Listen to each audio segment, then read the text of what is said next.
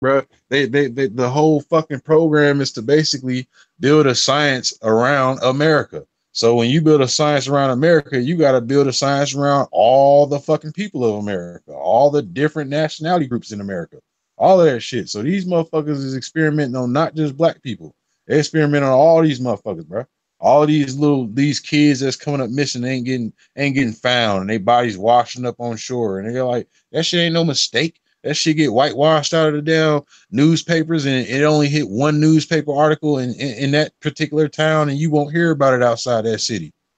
You know what I'm saying? You won't hear about it outside that town. Some Yeah, shit now hit the now they try newspaper, to it make don't the hit the town news. seem, yeah, and then they try to make the town a creepy ass place and shit. When really Yeah, they the to stop ones people doing from all that visiting. shit in the town to keep people from Yeah, coming bro. to the town.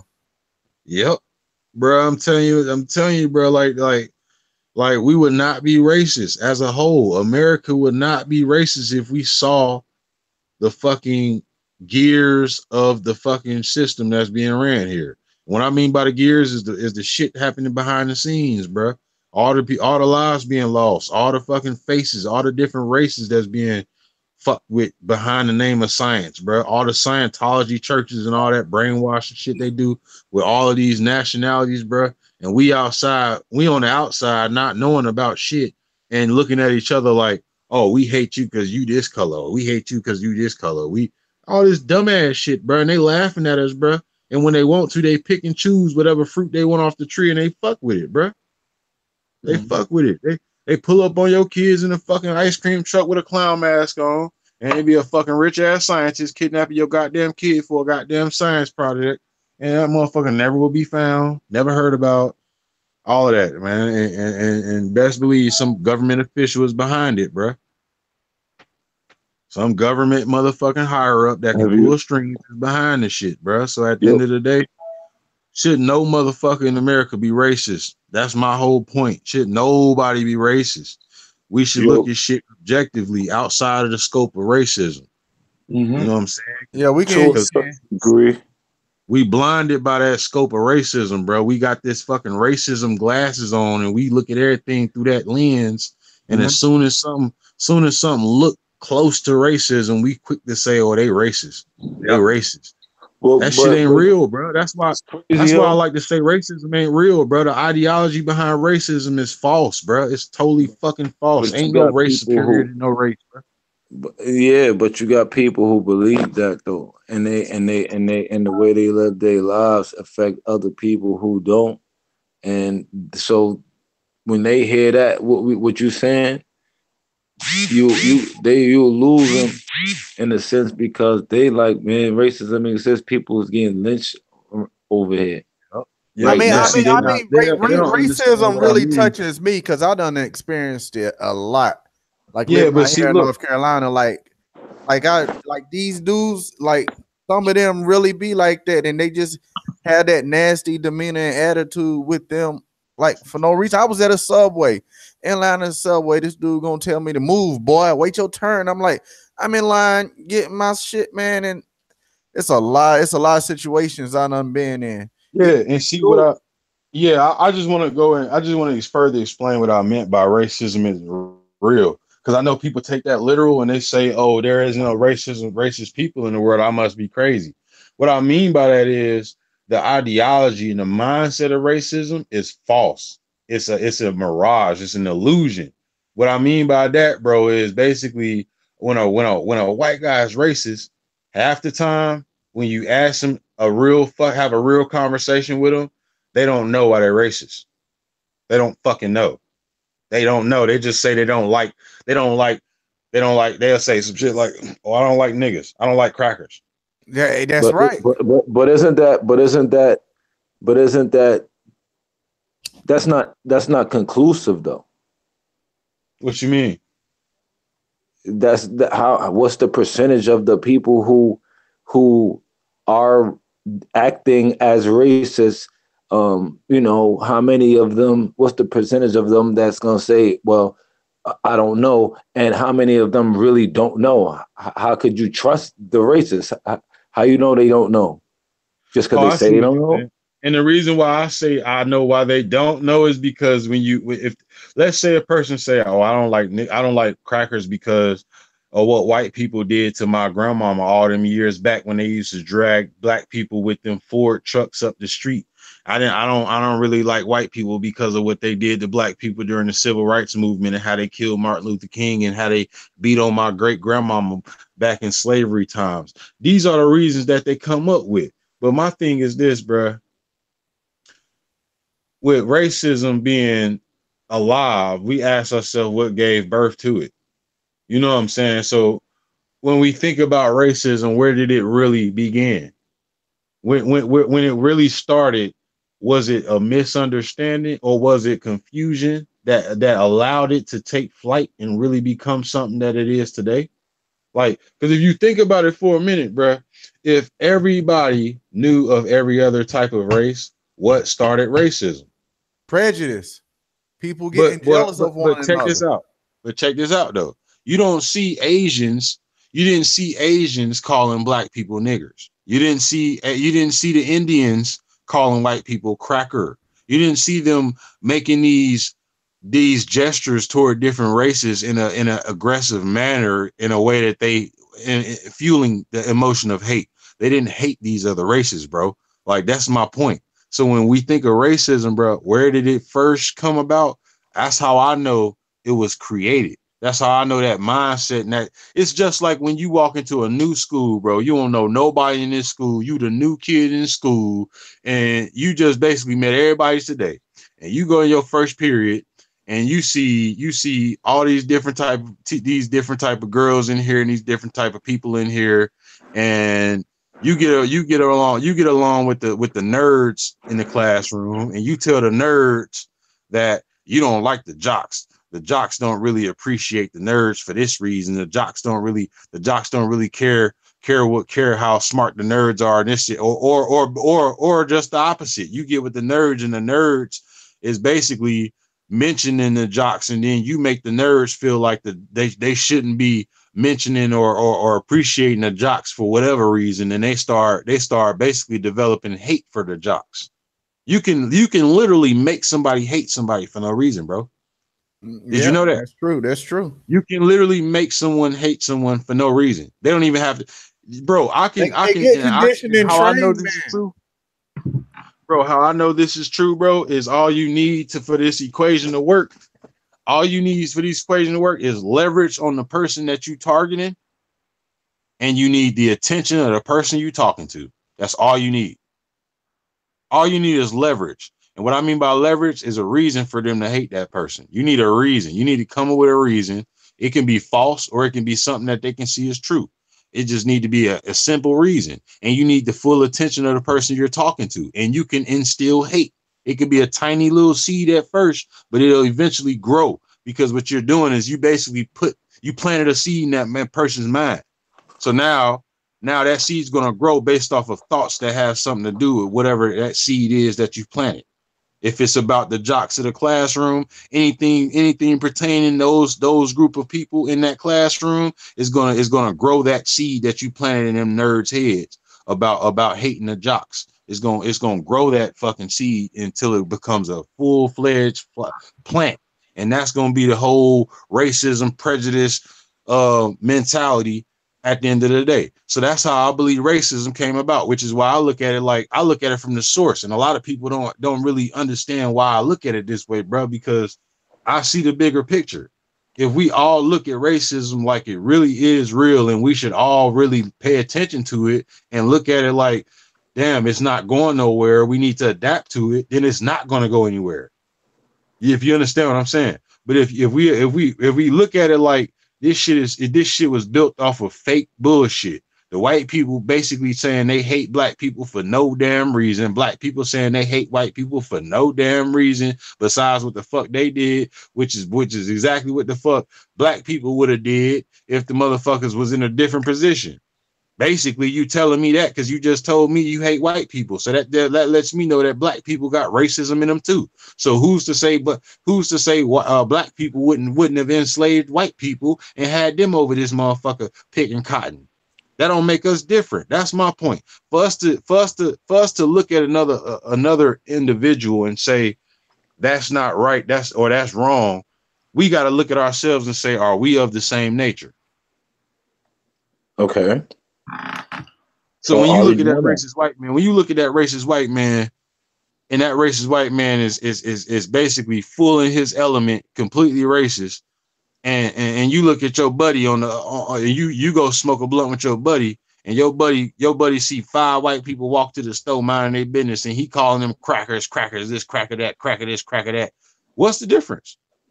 What you mean? What's the difference? There's no difference in your buddy that you smoke weed with in a white guy who said nigga this, nigga that. There's no difference. That's my point. So in order for us to eradicate racism, we got to stop giving it power. Difference in that, and there's no difference in that action that you just mentioned. That's what there's no difference in. There's no difference in you saying someone being a racist that's white and someone being racist that's black. There's no difference in that. Right. Exactly. Ain't no difference in that, bro. So it's like that don't have nothing to do with where racism started from. You asked the question where did it start, but you never said where it started. But unless you're saying it started in the hearts of men.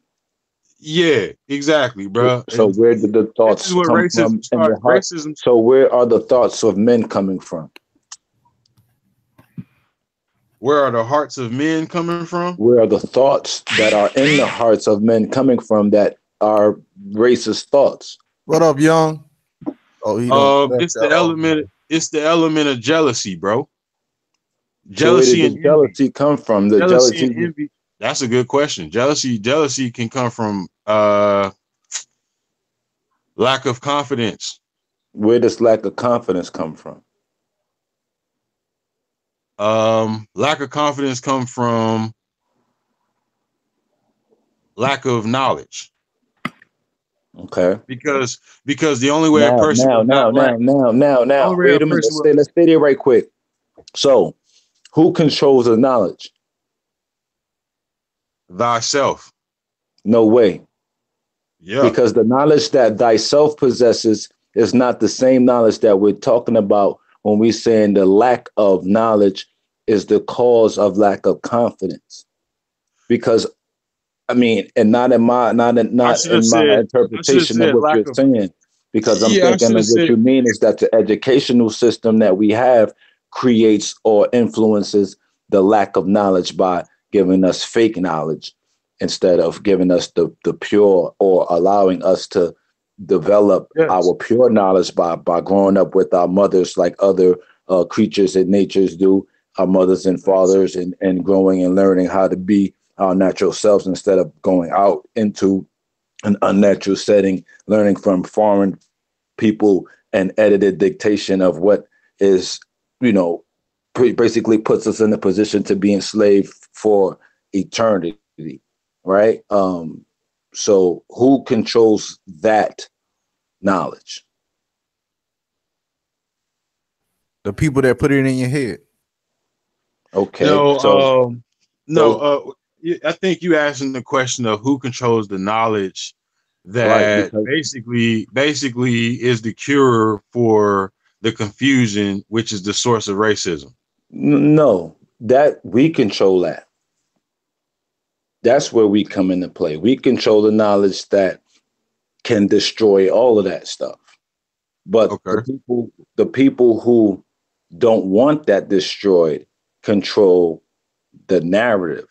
They control the media. They control the airwaves. So they influence the minds of the people to be racist. Okay, so now I see what you're saying. Now you're asking me who controls that. Racism. Well, you want to know my true answer about that? Racism is controlled, and it's controlled by, like, we can look at this and break it down, very simply, I think now, because if we know that there's a union between all of these countries, all of these governments, like you said, they all are propagating this fear to the people when you turn on the news, the first thing they tell you, somebody died, somebody got kidnapped, somebody got murdered, somebody got shot. The war might start. You know, a black cat just crossed your path. You know, they create this fear that this black guy robbed this white woman, this white man killed these black kids. You know, Kim Jong, it's like fuck Trump. Trump tweeted this. Like, they're controlling that. Like, I don't watch hardly half of this shit. So when I'm hearing you talking about the shit, I'm like, I don't give a fuck about none of this shit that's going on. How did that shit affect me? It really don't, because I don't pay attention. See, but if I'm putting into what you're saying, put it in the people's head that pay attention. You want to know something? I don't necessarily agree with that though. You want to know why? They want to keep racism going. But you want to know why? But it's us want to know why? Stop it. The reason why they want to keep it going, bro, is because they're getting money off of it. Of course. If they won't get no money off of it, it wouldn't be on TV. Right. That's so true. It's almost like we control what they put on TV.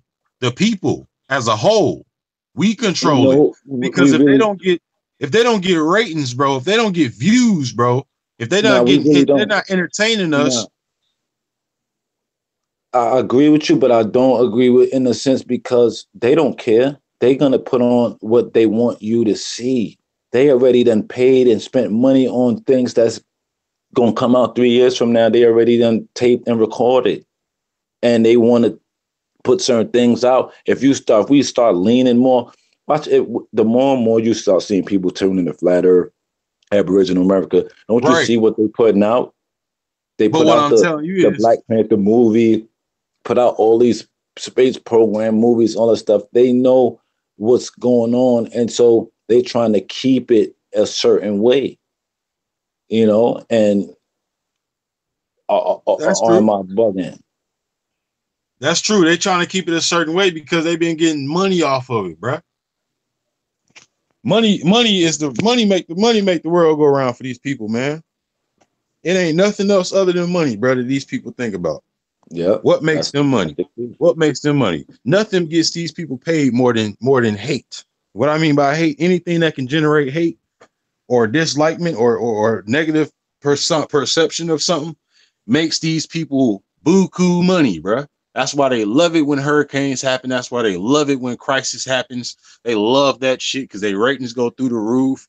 They got all this shit that they got all of these days that they can cover these news programs, bro. They know they got your attention, bro. Like, that's their most valuable times, bro. You know what I'm saying? That's why they control the media. That's why they control the media. So how do we break the racism? To break racism, to be honest with you, we doing it now. It's in the process right now. Racism is dissolving right now. And the reason why I say that is because if you pay attention to the programming on TV, it lets you know the state of the world that we in today. And right now you got more diverse people mingling with diverse people. So racism is dying right now. And in the KKK, they're basically trying to revive racism. And the Black Conscious Group is trying to revive racism. Because what we gotta understand is the human mind and the consciousness of the people on this world is way more stronger than we could ever fucking imagine. So that's why they have to be mindful of the shit that they put out, because it could cause their engine and their fucking system to not work no more. Their racism system, they had to change the whole fucking face of that bitch. They had to change the whole system because people is not going to be racism. They're going to see a problem with racism about 10, 15 years from now. See, what we got to understand is as time progresses, that the whole element of racism was with a certain group of people, certain generation of people. That shit died off. Now, the people that was part of that same era, they still living and breathing. But a couple years from now, they're going to be dead and gone. And the only people that's going to be alive on the earth is the people that was born after a certain period of time. And those people they're not going to adapt to these racism principles as long as people continue to educate themselves and see the positive element in being human before being whatever race we call ourselves. We got to become human first. We can't be black then human. We can't be white then human. We got to be human then whatever else you want to be. If you Well, understand what I'm saying. that's why we gotta stop the propaganda. I gotta say that we gotta be our race first, then human though. No bullshit. Oh, we don't have to. We can't do that, bro. That's the mindset that got racism here in the first place, bro. I'm black, you're white, so you're over there, I'm over here. Nah, not that. Instead of us saying we all human. See, that's saying we all human. The knowledge from the racists. I'm talking about the knowledge from within. That wherever you are, and like basically the people of the Americas who are displaced in their own land, they need to know who they are. They need to be upgraded in their information because most of them don't know who they are. So with not knowing who you are, you automatically gonna have this fear and this hatred because you don't know yourself. Right. Right. When you know yourself, but I don't think knowing they self is knowing their race. Well, yeah, I don't think so. You have to know yourself because you got to know your culture. You got to know who you are. If you've been living your life, because everything won't change once you know yourself. You might change how you eat because you might be like, damn, I'm going through. How am I? We don't know why we be having issues.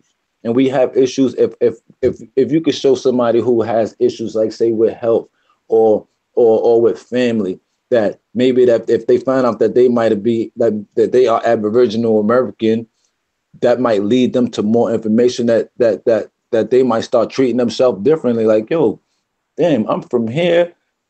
I might just go down to the beach and take a walk instead of just riding a train all day. Might take a look at the beautiful world that I exist in instead of thinking that I'm displaced. I'm never going to get back home to Africa. I'm never going to make enough money to do shit with my life except work, and realize that, hold up, I might have fucking land here. Let me take 2 weeks off from work and build with somebody who might be able to help me. Right. But what I'm saying is, you're right. But what I'm saying, don't be having time to worry about other people because you be so busy building it up yourself. Bro, but that's what got us here. And I'm going to prove it to you.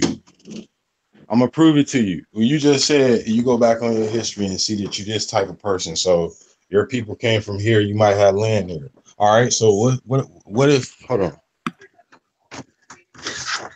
What if somebody would say, I go back and look at my history and I'm, let's say I'm Mayan or something. And my people back in the day for being slaughterers, killers, and murderers. Yeah. How do you know that's not going to make that person say, well, damn, in order for me to be the best me, I need to be a fucking murderer and a fucking slaughterer too. That's why I said people need to think about being human first, bruh. Yeah, that's important. It's important to know where you come from. It's important to know your lineage, but that's not the first thing that's important. The first thing that's important is understanding what it means to be human. Can I jump in? That's number one. Yeah, please. I agree with Trigger. You have to know what you are in order to understand who you are. Yep. The what always becomes the who. You know, if you say, you know, that frog is my, you know, that frog, he's my pet. Well, that's not what it is. That's who it is to you. But right. What it is, you know, undefined. And so once we find out what we are, what kind of powers we have, what our nature is, then we can go on to studying where we came from and shit. Yeah, exactly. Because remember, our history is so twisted that if you go to parts of Africa today or Jamaica today, for example, they'll tell you that these fruits are their cultural fruits. But if you go back in time, you know, the European brought it down there with the slave, you know what I mean? So you have people eating breadfruit in Jamaica, but the breadfruit comes from Spain. So when we say our culture, we got to know our culture. Everybody's culture today on this plane has been formed post history, post patriarchy. So we are, even our culture, the way we do, remember, the culture is just the way you cultivate, the way you interact. If we are forced into scarcity, into certain regions, then the way we act, the way we cultivate, it all changes. So yeah, we got to know what we are first. Yeah, bro. Like that's what we are, but that's isn't very what we are bro. On what we isn't what we are directly tied into who we are? No, because No, it's not. you could be Because you got this 5 different types of person, wolves, and that they all person. Let me ask from you why. different tribes, bro. Because by nature we know that we are human. By nature, Yeah, but what is human though? human is Exactly. what is human exactly. Well, because the thing is that we know that something something comes before the human, something animates the human, something enters the womb. So if we look at ourselves as, you know, you're black, you're a human, you're here in this physical plane, then we are missing the unseen side of us. A lot. No. I'm not saying that. I'm agreeing with you that what I'm saying is that innately know that we're human already. We know that, but what we're told as humans is that we're something other than what we are. So we already know that we're human. So it ain't that we got to learn that we're human. We know we're human. But we don't know who we are. What's the understanding of being a human? What is right? We need to know what it means to be at the end of the day. At the end of the day, we know what it means to be human because we have been human our whole lives. We don't. We know what it's like to live. We've been human. Hey Ken, that's why we going through what we're going through now, B, is because the world as a whole doesn't know what it means to be human. They don't. What do you mean? Wait. That doesn't even really make sense in a way. No, it's true. Like you're throwing extra words in there. It's like the world does not know what it means to be human. Yeah. For example, what does it mean to be human? Say to be human is an entity that roams this plane that has creative powers that start in the mental. Now, your average person doesn't know that they can change their reality with their mind and what they think they create. But if we knew that what we are is mentally creating beings, then we could say, well, who are you based on what you've created? Right. Only the best thing that we can create is another human. No, but even another human begins as our knowledge. Our knowledge, that's the best thing we can create. We already are human, people. We know that already innately. We are human, so there's no way of saying, well, we need to be this kind of human. Especially not when we're not told what kind of human we are. Originally, we know it innately, but we're being told that we're not this type of human all the time. You get what I'm saying? I get what you're saying, bro. From and who you are, if you're not a part of the elitist society, they want to make you outside of what you are. All right, so check this out. The only thing that separates the Masons from you is the fact that they know what exactly the essence of being human is, if you know what I mean. They know what the essence is and they're manipulating it. That's why there is confusion, bro. All right, so reason why I said that is because what's the essence of being human? The essence of being human is along the line. The essence of being human is the ability to care for other things. That's the number one. That's the number one thing about being human. And a lot of people look at that like, oh, that's something simple. That's some simple shit there. Well, there's other ways about doing it though, bro. Like Master P said, what if somebody educated you and said, and from the outside, from that you don't even know, just said some shit like every human being that you know has the power to do this or has the power to do that, and every person has their own specific aura and energy and power. If somebody really told you that, like you true, then the first thing that a person needs to know is not the color of their skin, but they need to know the human that they are and what their power is. Now, whether or not race has... Why would you need to know that? Why? Before you keep going, why would you need to know that? Why we need to know that? Because that's the only thing that's going to stop the want and need for confusion, greed, and all this other shit. The reason why we're in the system... The reason why we're in... From, though? Where would what come from? You just said, according to what you just said, right? Where would the confusion and everything come in from? Like, where would that come in from? From greed and envy. Greed and lack envy. Of knowing what it is to be human. Why would there be greed and envy if you came in and they said we all have our powers and this, that, and the third? Then you said from that we would have to learn what kind of person we are. Right. To stop corruption of our people. We don't know. We don't know that. They know, but we don't know. That's why they're able to corrupt us, because we don't know. Now, for example, if you told a frog that what it is, not who it is, what it is a frog, do you think that frog would accept that definition of itself? Nope. It wouldn't. Hell it doesn't. It's not. That doesn't. Just Here's the thing about it. You can't title. You can't put a title on it. Exactly. So when you say we're human, it's like, okay, well, you have just my point. When wait, let him finish, bro. Oh, okay. We could be like ethereal. We're mental workers, light workers, transmitters of energy. But once you say you're human, well, then someone could say, oh, okay, I'm just this physical body with nipples and a thing, and you know what I mean? So once we know what we are and what our power is, what our nature is, what the true essence behind us is, then based on how we use those faculties within, tells you who you are. You're a good person. You have a good Samaritan. You're, an evil person. You know what I mean? So the what has to become before the who. Like if you said what has to, you answer it. What has to come before it? Pardon me? Oh, so wait. You're saying the what has to come before the who, because we are people who are what? Different people?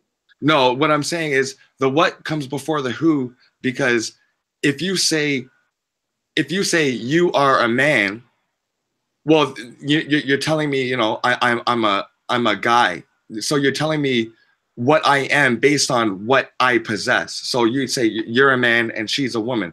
But the what it is the woman is, a being that has faculties to create life. The man has different faculties. But before you know what they are, you can't call them you can't call them a name. You can't call them a he or she. You have to know what it is first that you're looking at in order to name it. Yep. Okay. So how would you describe yourself if you were to just meet someone for the first time? Well, it depends on what level they're asking me. What do you do? No, at the core. I mean, at the core of at the core of it, non-human. Take off your human. Human is written on your chest. Erase human and write what you want to write. I would probably just leave it blank. Exactly. Yep. So exactly. So a person would then see you for what you are. Yeah, but the thing is that what Trig is saying is the reason why we're in this mess is because we don't know what we are. You know what I mean? No. A person will see you for who you are, not what you are, because they already know what you are, because you are just like them, a human. They don't. But the thing is, this is my point is, bro. Like you said, we need to know that we're black first, right? No, we're black first. Saying, not black, bro. We're not black. And that's the problem. Yeah, because when we realize who we are, it attaches us to what we are, right? Because if we don't know who we are, we can't be us. Okay, so this is my thing. What if you were to say he's an African and he's a Native American? Right. Okay. How is that going to help me understand myself more? Both humans. Right. How can me being Native American, how can me acknowledging my roots help me understand who I really am? How could it not? How does it not? Isn't that what we always say? If you don't know where you're going, where you're coming from, you don't know where you're going. Yeah, but I'm not looking for where I'm going. I'm looking for who I am, not where I'm going. Right. So if you don't know who you are, how can you find out if you don't go back through your past? And your past is through the other humans that you came through. No, yes, it is. Not necessarily true. What you mean? Your past, who you are is who you came through, bro. What are you talking about? Your mother, your father. They're the people who brought them in, and the people, that's your bloodline. That's you. Like saying everything that your dad does, you do. No, it's not saying that. What I'm saying is you are your dad. It ain't what you do, what he do, you do. That is you. Well, we are what our father is, but we're not who our no, father. We are who our mother and the fathers are, bro. People. No, we are what they are. We have the same cells. We are what they are, and that's why I asked the question earlier. Isn't what we are correlated to who we are, because we are our parents? No, the what comes before. what comes before. If you look at but there's no what to ask at this point in time. If I'm making a statement, there's no question to ask. This is a fact. This is the statement. This is my child. That is me. There's no question I'm asking. What is that? That is me. That's not you. That's a part of you. That's not you. That's a part. But a part is the same thing, bro. It's like you're gonna fragment what I'm saying to talk about the part. I'm talking about the whole thing. That's me. Right. If I go to the courthouse and my child is in there, that's me. Give me mine. Okay, so how can you? Okay, let's say your mom got lineage and your dad got lineage from the Marshall Islands. How can you look at their ancestors and say, okay, this is who I am? That's history, bro. How can I look at who? That's not going to teach you your abilities as a human, as a black human, or as a white human. Just because you understand the text or the factual. What do you mean if all your life? What do you mean if all your life you've been designing yourself towards what you think that you are? If they told you you are a water bottle, you're going to move around and act like a water bottle. Exactly. No, that's not true. That's not true. Exactly. And what are we? And what are we? Hold on. If you say you're gonna move around and act the way you do, bro. What are we? What are you? That means where are you from? What are you? I'm Canadian. I'm American. What are you? But hold on. You have to exist first to put a label on it. Exactly. Bro, I'm human. All those are just titles. And we exist. But we just were talking about, we're not talking about the human. Are we just human? Didn't that Masterpiece just said? We're talking about the other side of the game. What are we now? We're more than human, or are we human and something else, or something else and human? We're something. Bro, that human encompasses all of that. When you say human, it encompasses all of that. Right, but we're talking about, like, I didn't disagree with you on that. I said that we are human. Yeah. However, aren't we all taught and told that we are something as well as human? And isn't just about like one or two different people out of all of these people taught that they're not who they are, according to the information that we understand? No, because the Asian people know that they are Asian, right? And they live by Asian cultures. African people live by African cultures. And say African Australians live by Australian cultures. English people live by English cultures. People in Central America live by Central American cultures. People of the Americas who still have their culture live by their culture. Just people who are displaced or people who think that they're not who they are don't have no damn culture. They don't know who they are.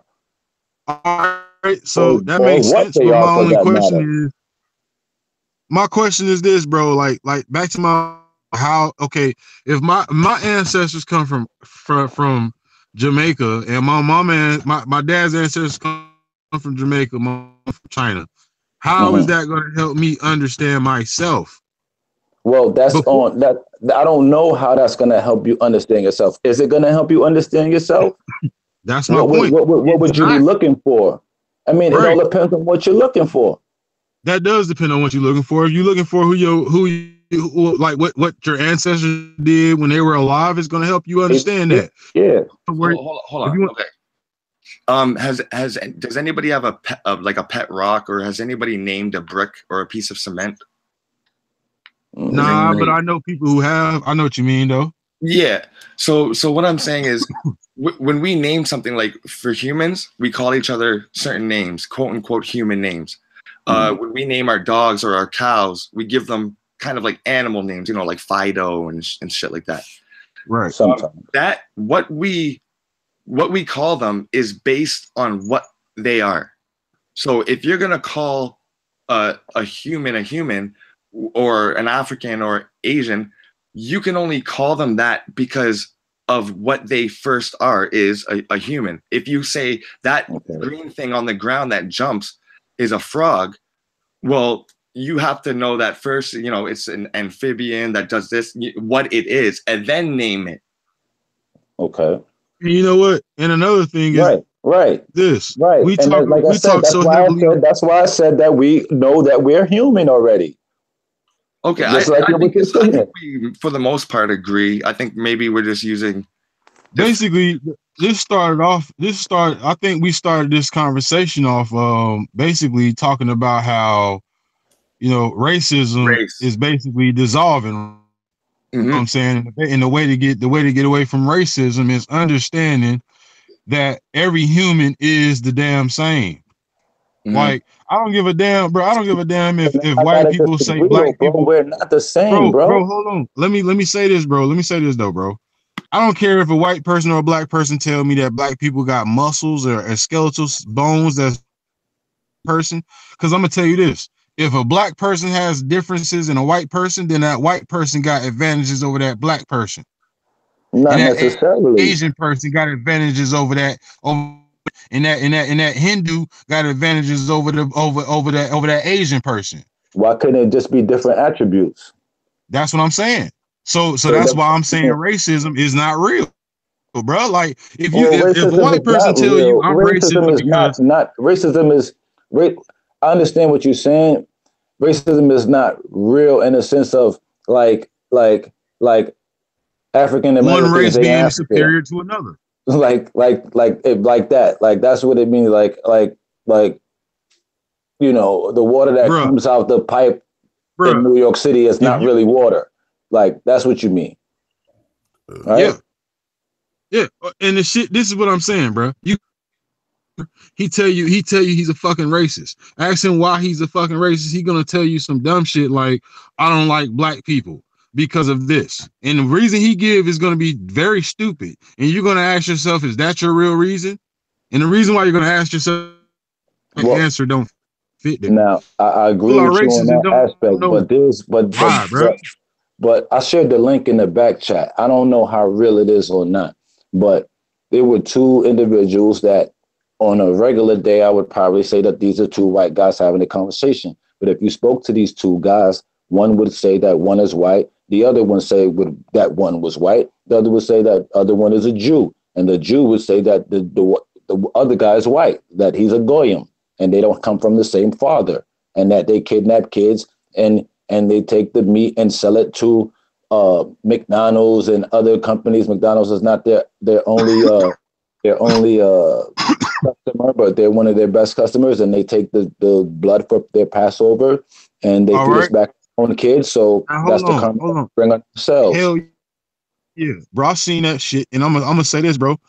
What you just said a lot. Now ask yourself this: if you said a person was a Jew, now if a Jewish motherfucker wanted to know himself, as if he really wanted to know himself, like himself in a positive way, not just himself or in a negative way. He wanted to know something about himself that will help him better himself, right? Mm-hmm. And he go down his family, and he find out that his damn family is probably part of the reason why McDonald's is selling kids on the black market. You think that's gonna help him become a better person, or do you think that's gonna help him look at my ancestors did some fucked up shit? Well, that's a good question, but I don't know if my answer is going to be a good one right now, like, because the way I'm thinking is, why when we ask Finkelstein, would he have that dumbass answer that you think that the average guy on the street who might be not like him, what is he thinking? Because what is his culture? What is in what he believes? You feel me? And is that wrong? Right? And who are you who is not like him to tell him what he believes is wrong? Should he believe that he should be doing this? Right, which is my reason in saying that right there leaves too much room for corruption alone. That shit right there. That's allowing any if you was to govern a society and tell them that they know themselves, and you had a certain percentage of the population actually do that and disappointed, and they became terrorists and shit because they felt like that, because based off of their past, then you have a problem. So that's why I look at the world first. Look at the fact that we human. That's the reason why I said that, bro, is because that's our common ground. That's our common denominator. Our common denominator is human. We are all human first. Fuck the fact that this man over here is red, this man over here is yellow, this man over here is white, and I'm black. Fuck that. We human. We need to get along. We all on the same fucking plateau. We need to get along, play the fucking game. Shit's gonna be fucked up, even worse than what it is now. That's my whole point. And I think that if we actually help people highlight the fact that they all human, bro, the world than what we got right now. And I think we already headed in that direction, bro. You know, to be honest with you, bro, I think the only thing that can stop it now, which is their last resort to stop their plan, bro, is this corruption of the rainbow symbol and shit, bro. What they doing with the whole rainbow symbol and what it's standing for nowadays, and how they corrupting it, bro. Like that's their resort. That's their last fuck. Like before she close up all their little in plots and they start going upside shit head, bro. When fan, bro, that's their last resort, bro. It's to basically desensitize people into not reproducing anymore. And how do you do that? You basically on same-sex relationships, and you motivate same-sex relationships. Yep. Hey, Indoctrinate. You indoctrinate same-sex relationships, bro. Yo, that was one of the dopest fucking bills that I had in a long time, bro. That shit. Oh yeah. That shit is that's facts on facts on facts. Word up. I just want to say that for the record. That's facts on facts on facts. Right?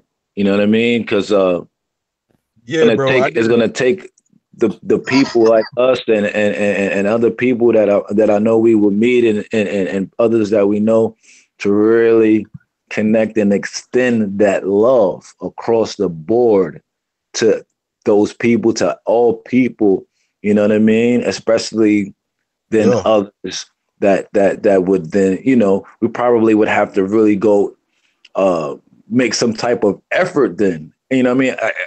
You know, you got people who are of the mindset of like, man, I'm not doing no extra work and this, that, and the third. But if you don't do extra work, you won't get anything, really. You know what I'm saying? Especially in a world where the leverage is all twisted to the point where people don't want to move unless they're getting a wage, right? Not even a profit, a wage. You know what I mean? Yeah. So, yeah, man, I see the vision. I see, you know what I mean? I'm clear on what you're talking about. You know what I mean? It's so real, bro. They taking our kids and they promoting same-sex relationships all over this nation, bro. Now, if somebody you remember that law they passed, that HB2, where they said transgenders could use the bathroom. Who, Obama? That they identify with. Man, that was so much bullshit with that. I'm gonna tell you like this, bro. That was sick. I'll tell you like this, bro. If somebody had a time machine and he came back 50 or she came back 50 years from the future, and she told you that the American country was basically known for being a gay-only country, would you be surprised? Hell yeah. I mean, I wouldn't be surprised now, but no way. I mean, guys, I remember that. I want y'all to do an experiment, and I ask y'all to ask 5 people that y'all know if they will actually vote for a transgender president. And you'd be surprised at the answers you'll get. Of course they would. You'd be surprised at the answers you'll get. That's a crazy question. Now look. Because people are gonna, I mean, see, but at the end of the day, can we judge somebody based on the transgenderism? Yeah, you just told me you just told me we're supposed to identify with ourselves. You just said we identify with ourselves with us being black first and then race, right? Yeah. So now in that light, hold up, let me finish. Now in that light is are you straight? Are you black? And are you human? Now that's what the scenario is right now, because it's like, no, what I'm saying is, bro, if you talking about voting a transgender president in office, that's basically saying Okay, you wouldn't put a female in office. We've only had males. Hold up, we've only had males in office, and on top of that, you will vote for a transgender president. So what that means, bro, is highlighting the male. Look at this country from the outside looking in. Look at America as a big ass billboard with commercials on that motherfucker, and you actually across the water looking at it. Mm-hmm. 50 years from now, you already know. President, if you got a transgender president, what will stop that president if the whole country is all desensitized and accepting gays and all this crazy shit, transgenders welcome to marry each other, all this crazy shit, kids being kidnapped and killed, being eaten. If somebody said 50 fucking years from now, America will be a gay only country with the crime rate through the fucking roof and a fucking one and the government is weird and all this crazy shit, would you be surprised? I would That's my not. question. I would Because it's not. like, bro, look at what the fuck is really going on here, bro. Like, if Bruce Jenner ran for president, what if he won? And I'm not saying that. And let me say this, bro. A lot of people gonna compare me to racist, bro. And I'm not racist, bro. I'm not discriminatory either, bro. I'm gonna tell you like this, bro. I'm against things that are detrimental, bro. I'm against things that are detrimental to humanity. Mm-hmm. Yeah, I understand how humanity works. I understand. I understand what our job here as people is to do. You know what I'm saying? I understand it, bro. And I understand right now what it's looking like is I'm actually living on a playground full of people that don't give a fuck about what it means to be human. Right. That's what it looks like to me. It looks like it's all about, oh, I can do this. It's free. This is a free country. I can do this now. I can go fuck dogs if I want to. I can go do this now if I want to. This is what it looks like I'm living. Because you're telling me it's legal. Hold on, you're telling me it's legal for alcoholics to drink alcohol broad daylight, but it's illegal for me to smoke a joint and be a people person, right. be a kind person, be a nice person, right. and smoke a joint. It's illegal, okay? But let me ask you this: if a transgender president came in, if a transgender person was running for, told y'all that he was gonna legalize weed and he was gonna raise minimum wage just to $25 a fucking hour, motherfuckers will vote his ass in there. And the only thing about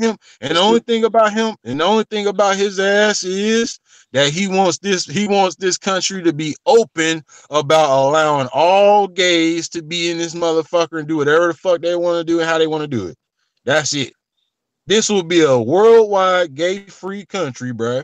And gays will run this motherfucker. Straight people. It'll be gays versus straight.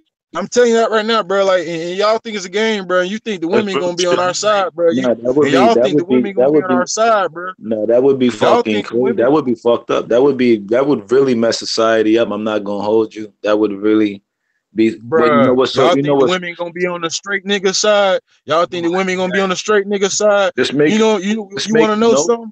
Just make a note that they did put in a transvestite in I think the Senate this year in past, and I don't know if you guys seen it, but I caught it on a, they did put in somewhere down in, I think in the South somewhere.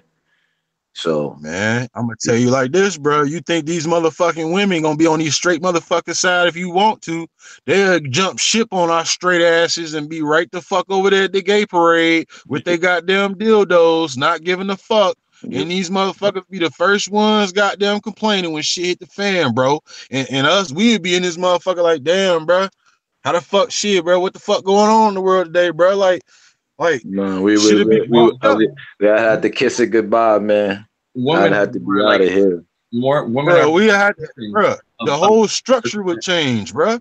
Yeah, that'd be the corruption. Either have to be out here, or we'd have to be. It'd have to be Civil War number 2 or something. Now let me add some perspective to this shit. Let me add some meat and potatoes to this shit.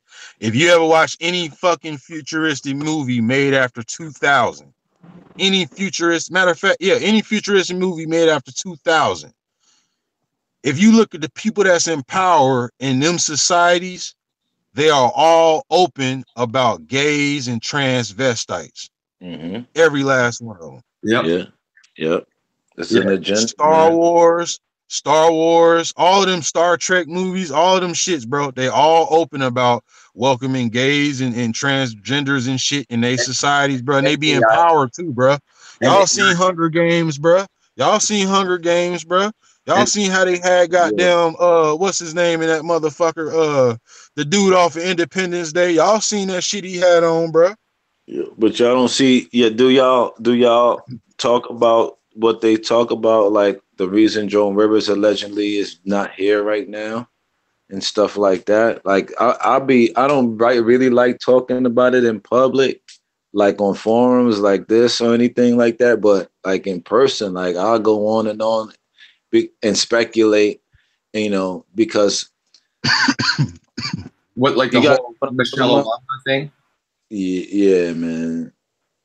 Yeah, man. Yeah, how she said that she's a transvestite. Yeah. Yeah.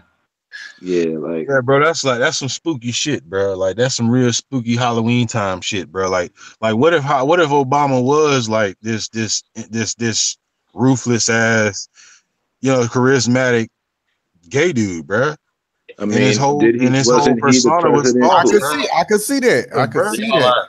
They all What are. if he was, bro? Like, no, what if he really was, though? I mean, his kids is not really his, they're adopted. Like, Michelle Obama used to be a guy 15 years ago. Like, what if, bro? She kind of got a guy. We all voted for him, bro. We all voted for him, bro. I don't count it out, That's what I'm saying. Like, who's the one who allowed who opened the door for the gay stuff heavy like that? You know what I'm saying? Who passed the gay laws? The societies, man. Obama did. He exactly. No, Obama did. Yeah, that's what I'm saying. And look, his slick ass also signed for his ass left too. And I seen that shit. Now that shit came up on the news and shit. And motherfuckers that didn't pay no attention on mine.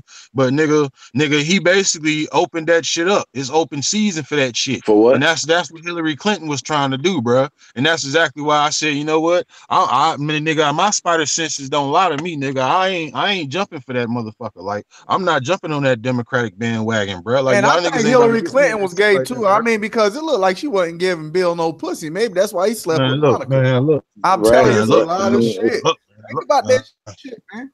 Because she looks so masculine, right? Have you ever seen Hillary in a dress? No. We'd have voted for Hillary motherfucking Clinton, and her motherfucking ass would have had all our guns. We'd have been assed out, broke as fuck, no motherfucking money from 9 to 5. Same old shit, just a different day. Same old shit, just a different day. And it's worse because we ain't got our own motherfucking protection now. You know what I'm saying? So they crime rate done went today. If they wanted to swat a fly in this motherfucker, it's so easy. If they want to control population, it's so easy for them, bro. So easy, bro. Like, I promise you, bro. These motherfuckers they know what they doing, bro. Hey, can I say something? I think the next representative, bro. Whoever is Democratic, the next Democratic president, they gonna do whatever Obama started, bro. They're gonna basically start doing some shit with martial law. They're gonna take everybody guns, have motherfuckers doing crazy shit in America, a lot of shit. And all I'm saying is, I'm not about to put my name on a ballot next to no damn body, bro. Like, that's right. I'm not quick to throw shade at Trump either. I'm not jumping on that hate Trump bandwagon either. I don't give a fuck. I don't give a damn if Trump fucked 5 porn stars and had a fucking good time doing it. I don't give a damn. I don't give a fuck. Reason why is because when the fuck did who the president is fucking change my motherfucking life?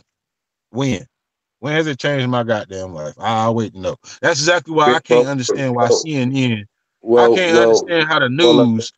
Well, if we just were talking about Barack and Michelle, then and them implementing what they're implementing with these laws and this agenda to basically emasculate or effeminize, then. I guess you can make a case for that in regards to that. Yo, Masterpiece, what you to say, man? Oh, where true. Go ahead. I just wanted we got on this conversation. Hey, and by the way, thank you for coming to my live tonight, bro. No doubt. Thank you for coming to the broadcast. Shout out to Masterpiece, yo. No doubt, man. Sure, man. I rock with you guys, you know, and I'm just I'm sitting here painting, so I thought maybe I'll build with you guys.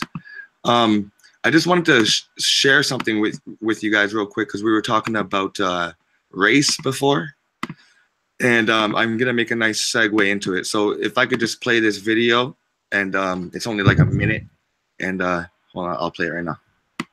I'm sharing. Right. I'm sharing the screen. Okay. A group of scientists placed 5 monkeys in a cage and in the middle a ladder with bananas on top. Every time a monkey went up the ladder, the scientists soaked the rest of the monkeys with cold water. After a while, every time a monkey went up the ladder, the others beat up the one on the ladder. After some time, no monkey dared go up the ladder, regardless of the temptation.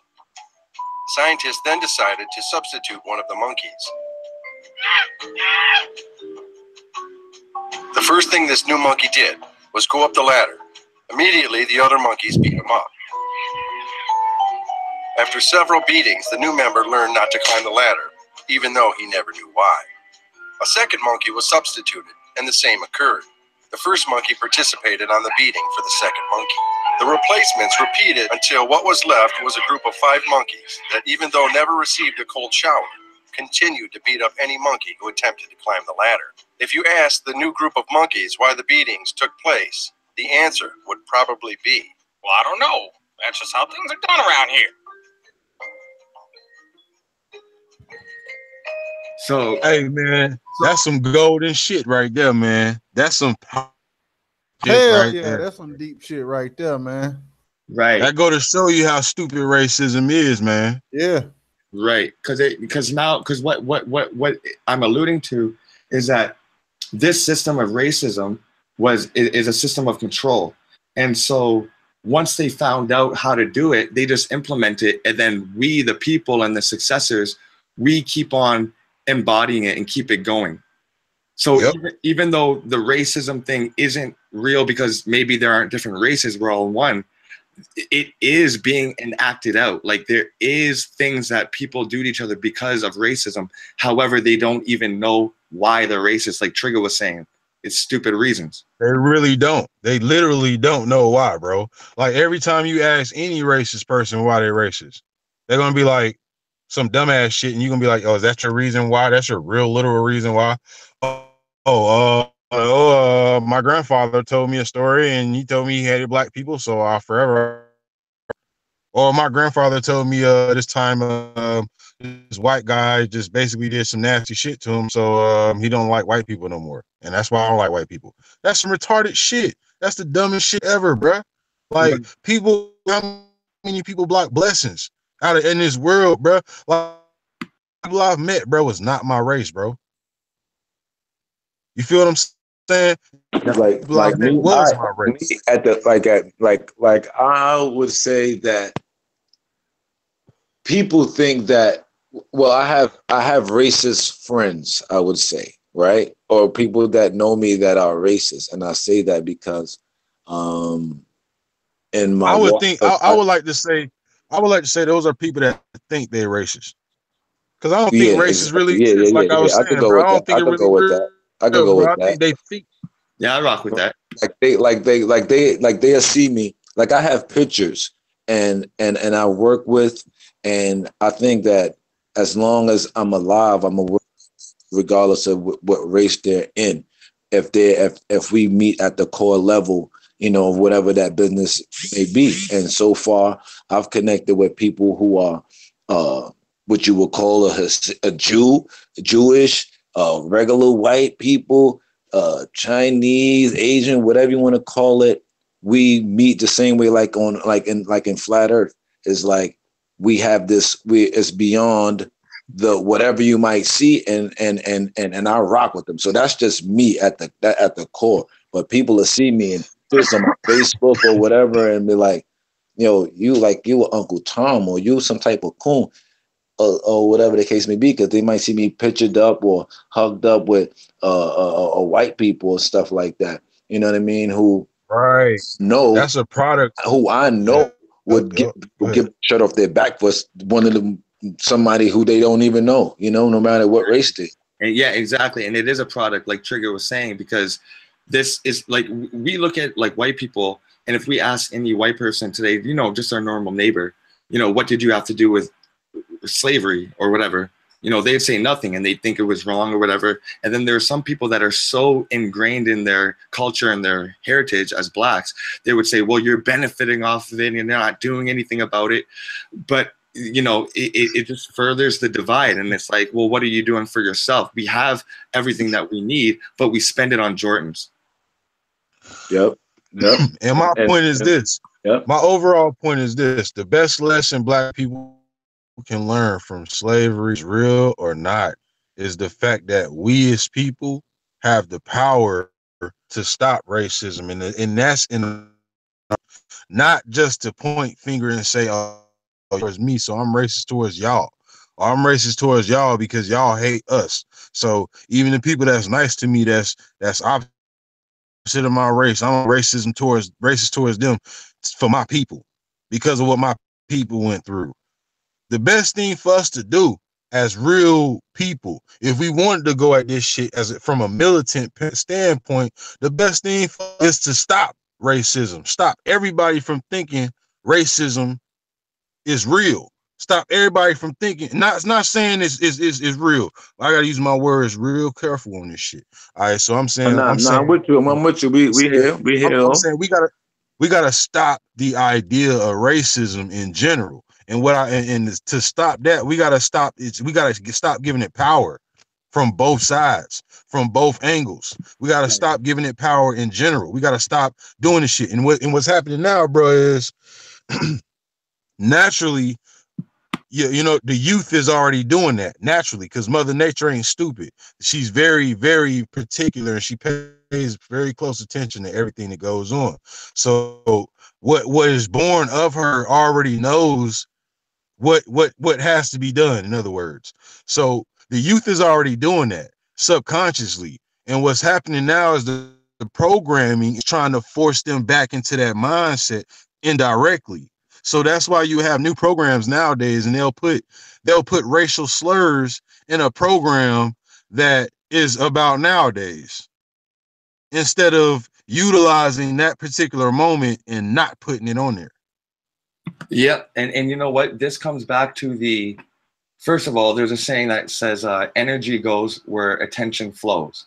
So, you know, where you put your mind, you know, you create it, you empower it. But also, the other thing is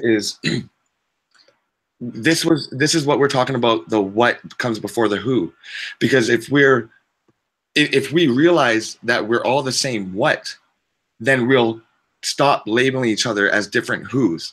You're African, you're this, you're Aboriginal, you know what I mean?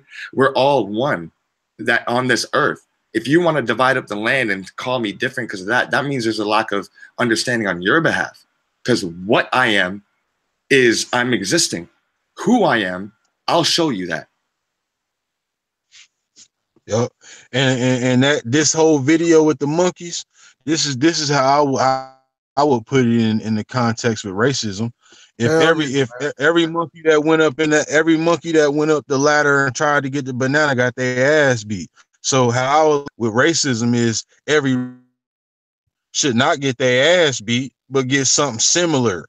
With whether that's ignoring them, whether that's not giving it energy and not giving it power, or however it is, beat the ass and it won't exist no more once it weed itself out. It came in just the way it got to go out. It got to go out just the way it came in. It came in like a thief in the night. It didn't come in abruptly. It didn't just happen overnight. You know what I'm saying? So the shit got to ease out just like it eased in. That's exactly what the hell this whole video was, bro. Like, that shit deep as hell right there. But you know what? That's a dope ass video. You know, but I don't know. I'm a weird kind of a thinker sometimes.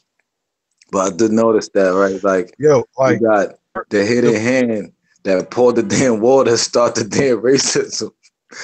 These motherfuckers is tricky, man. Well, that's the thing is that trap, man. It set the damn trap.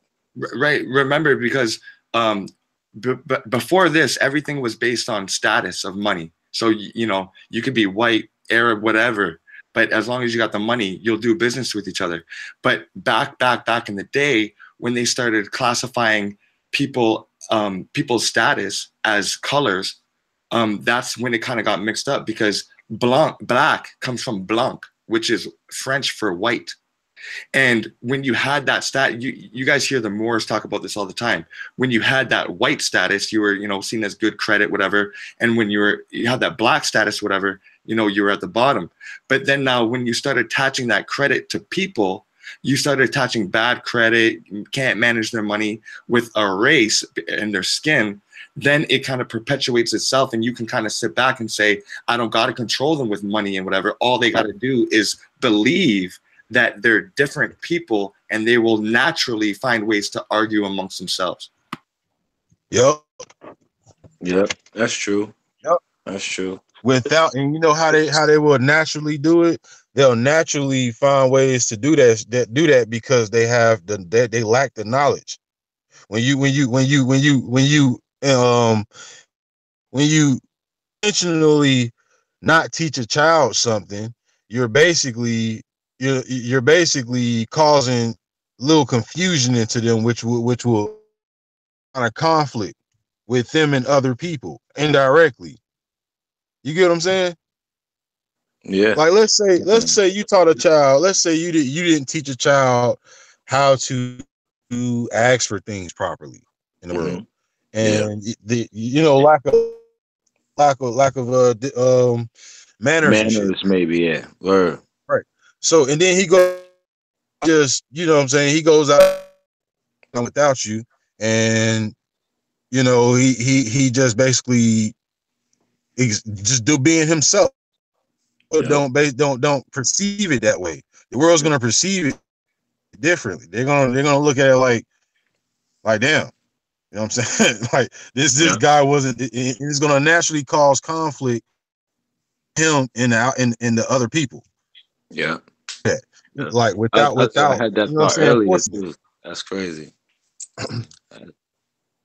Yeah, bro. Like that's exactly why I actually fake, bro. Like it's not really real. It's like the fact that the monkeys is not even the ideology behind the monkey, because one got up on a ladder,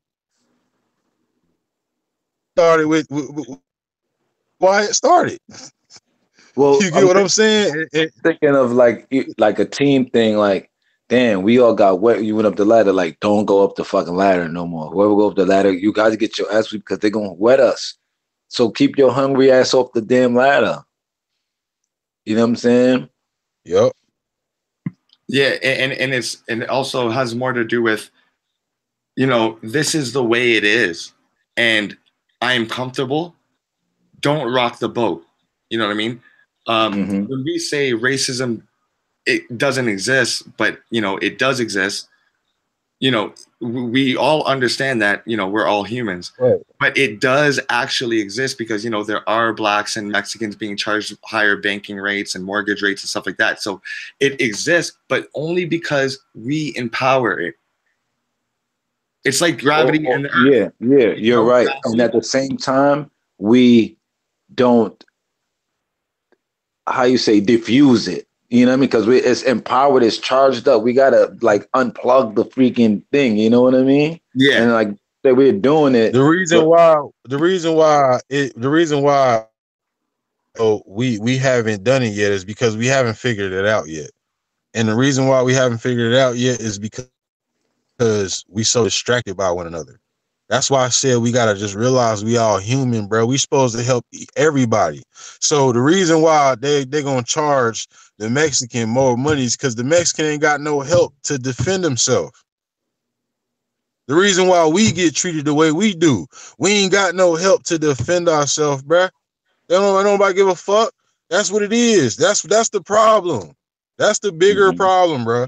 Like the main issue is like we can get to all of the real details on what started it, the mindset on what started and shit. But the main picture, bro, the main solution is we all got to help each other. Each race got to help the other race.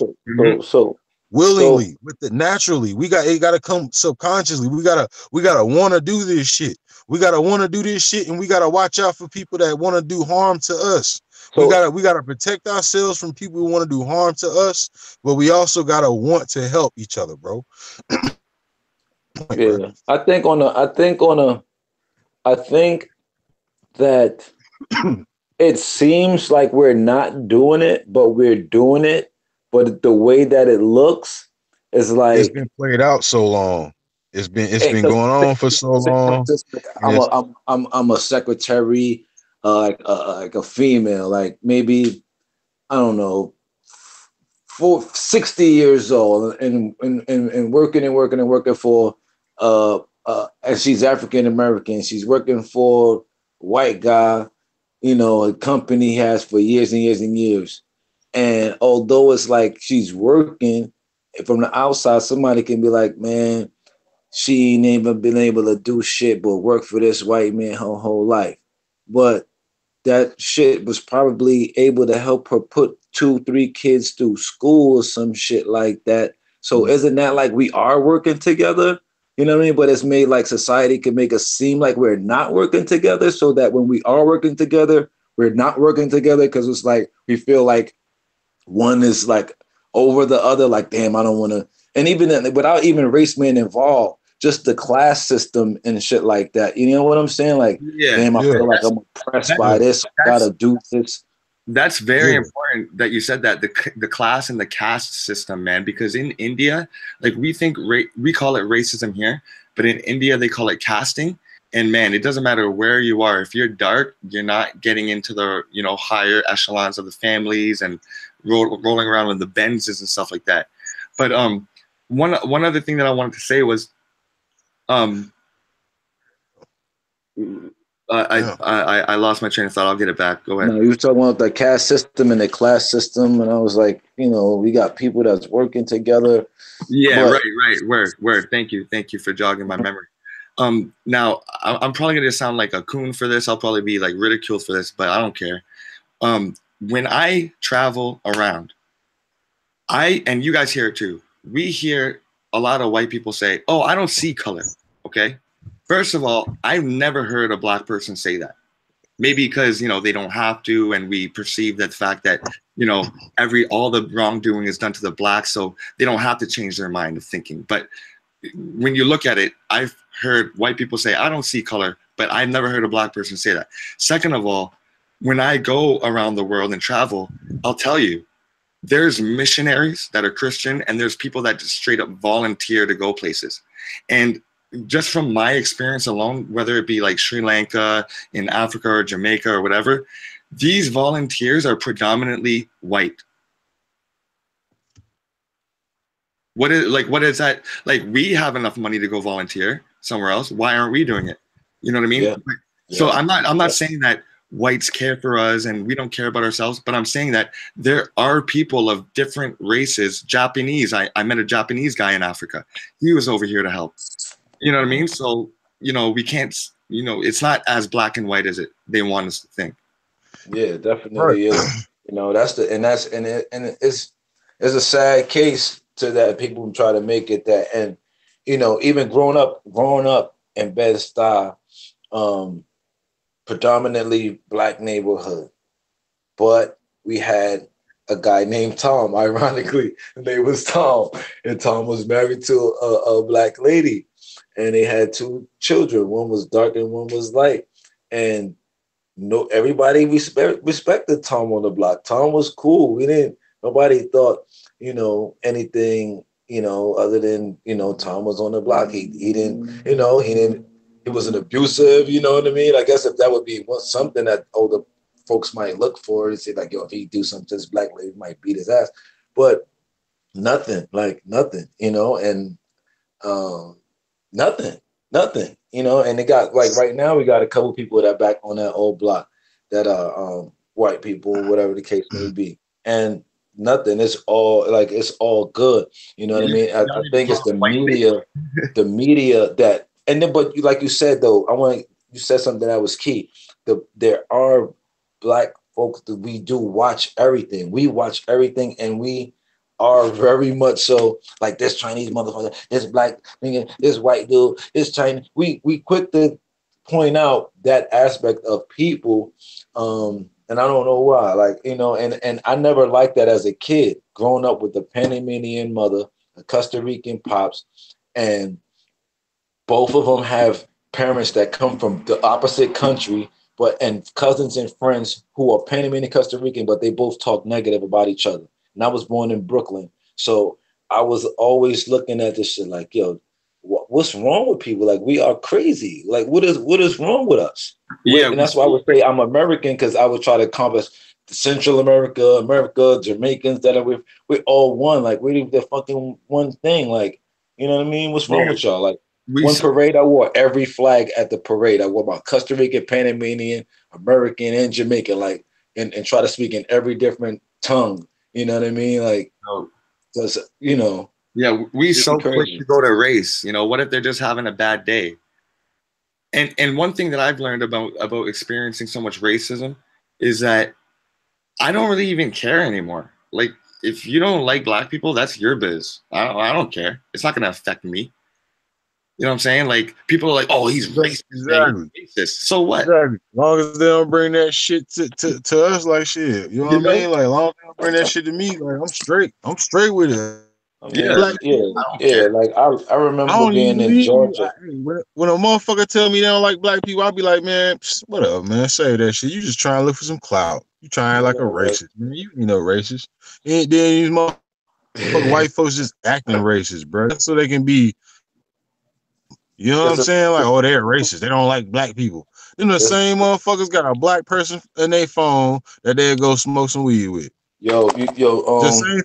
Same for a black person. They claim they don't like white person. It's a white person. They phone they cool as hell with, and they know this. You know what I mean? Like, Outwitting the Devil.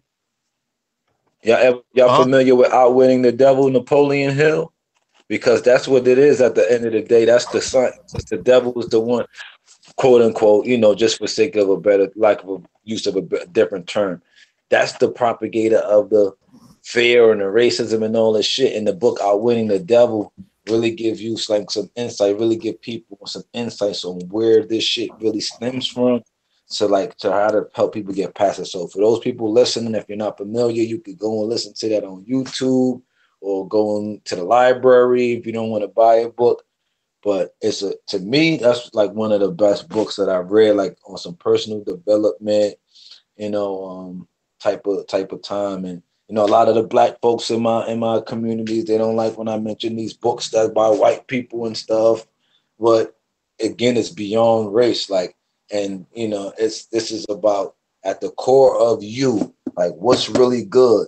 You know what I mean? And that book, Outwitting the Devil, shows you that they try to use education system. They try to use reading books written by white people, particularly because I feel like people, if it's a book written by a white person, they didn't expect me to read it. That's true too. I mean, that's why. So, yeah, you get I could feel you on that. Hell yeah. There's a book that I got my eyes on, bro, and I really been wanting this book, and I heard about this book, and I'm interested in this book, and it's called World Beyond the Poles. Oh yeah, I've been looking for this book, and when I seen this, but I don't really trust the audio book. I don't trust the audio book. I want the actual book, and I look online one day, and that shit was $. I think. Do I have a PDF, or is that just like a couple of chapters? That's what I don't trust, that online shit, bro. They be taking shit out of that shit, bro. I want the book, page 1 through page whatever. You know what I'm saying? I want the pages, bro. I want like I don't want that online shit, because I don't know if that's the whole book. They'll give you a little mini book, and you'll think you got the whole book. Yo, that's dope. I think I need to write that down. I want to open a bookstore one day and just have books like almost like I don't know if you're familiar with like the Supreme culture and like clothing, whatever, like exclusive stuff, like exclusive books. Like, you're not just gonna find any kind of book. You're gonna find like those books, like World Beyond the Pole, and have like at least 1 or 2 copies in there. You know what I mean? One you might be able to read, or you might have to pay to read it in the spot. But like health books, real core health books, you know what I mean? Just real packed with just that raw info, man. And I got a couple of those that types of books in the back chat, right in our group chat right here on this window. I put in the Amazon link for Worlds Beyond the Poles. It's like $19 if you guys want it. Baby. It's the whole book.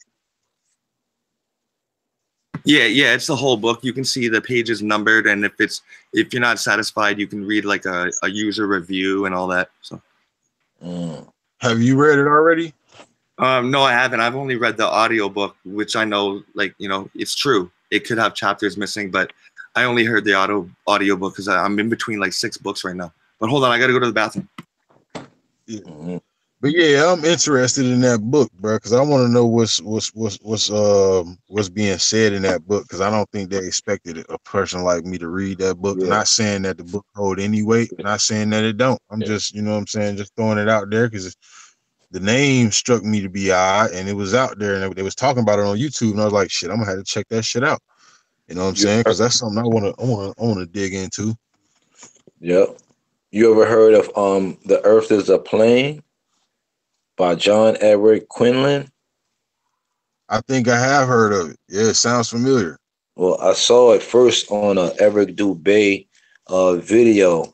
He basically made like an audio book of it, and I was like, it had a black dude on the cover. I'm like, what is this? So I went and looked it up, like, on Google, and saw that early 1900s, I think it was. It's a guy that's commissioned land survey of St. Lucia and St. Vincent, British West Indies, who basically was like saying like the way that it's described in the Bible, and this is early 1900s. So, he's like the way that it's described in there with the, immovable and stationary, and, he's talking there.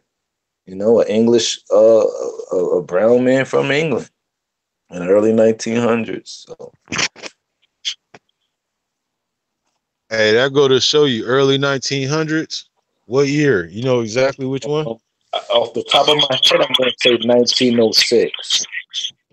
Off the top of my head, because I know a couple of months ago, it was one of my things. I went and I used to go back and try to rebut against in these debates against globe earthers, and I'll be like, yo, this, because it was around the time I think Jabari and them were talking about when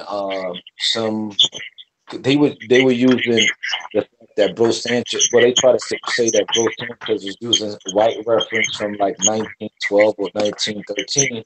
So being that they had an issue with that, or trying to make that an issue, I was trying to get in there and be like, well, there's a black man. Are you gonna take information from a black man from about 10 years earlier that says the Earth is flat? If you're gonna, you know what I mean? But so I think it was 1906 to basically answer the question. But I could look it up though. Yeah, I'm about to look it up because that's interesting in itself. Because I wanted to know with his location. Copernicus. Copernicus did his thing around, I don't know when. I think it was 1800s. Copernicus did his thing. It was if I'm not mistaken, it was 1567. 15. Yeah, I think it was in the 15s. It was like 1567. If I'm not mistaken. All right, so if a guy, if it's a guy with color saying that in England. Well, Copernicus was I think he was in Italy. Yeah, John Edward Quinlan. Yeah, but Italy back in them days was like Italy back in them days. England ain't that damn far from Italy, is it? Nope. Really. That's like New York to fucking New Mexico, right? Some shit like that. Yeah, maybe like that, yeah. But remember, that's not really that far. Back in those days, though. Yeah, right. Yeah, it take months to get there. Yeah. But Hey, if you guys want a deep book, like I mean, holy shit. There's a book called Vegetarianism and Occultism, Mm. and that's by C.W. Ledbetter. And C.W. Ledbetter is one of the greatest occult authors. So, Vegetarian and Occultism, yo, you Mhm. can audiobook it. It's so dope. Is he one of your influences on why you went vegan? Yeah, actually he is. Yep. Yeah, I have to Yo, check that out. 'Cause, you ever read? I need to write this name down. I can't find a pen, man. I got a pen somewhere in one of my hey, junk. y'all want to know something? Y'all want to know something? Have y'all ever read the 48 Laws? Nope. I And you want heard to know about it. something? I was You want to thinking know about something?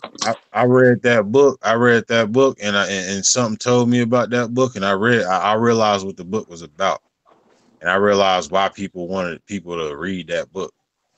The whole book about it is learning about deception and learning about elucidatory methods and how people in history books use different tactics back in war days and things like that. That's what the whole book is about.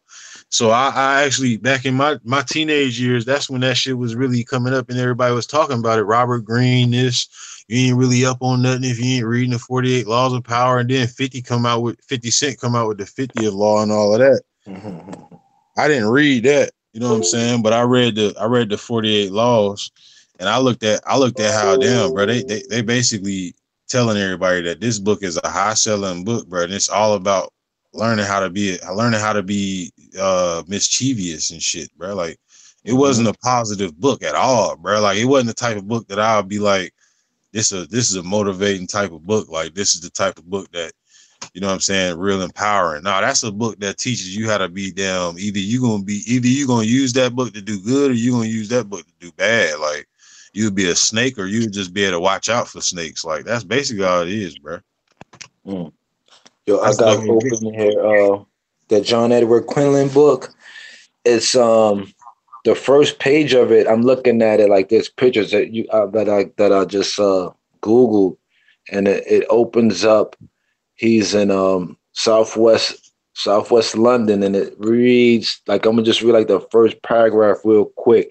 It says, "It's an air unquestionable fact that the Earth is an extended plane with an irregular land surface and not of spherical or global shape, with two flattened ends, as scientists and astronomers assert in their speculations, and as most people believe.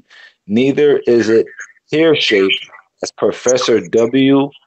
J. Solis suggested as recently as 24th of May, 1906, at the Royal Institution, Albemarle Street, London." That's all I'm gonna read from there. So What this date was that? pear-shaped shit, it said it's 24th of May, 1906. That he says Professor W.J. Solis suggested that it was pear-shaped. Wow. This is the first part one of The Earth is a Plane by John Edward Quinlan. I just I don't heard put that. up on Google, so I can't pull it up on here, but I don't know if you'll pull it up at some point or whatever. And I'm gonna gotta definitely go through all of these books, man. Yo, the Kabbalion is another book that I heavily The recommend. Kabbalion, I saw that, but I've never got into it. I have it on my channel. It's KYBALION,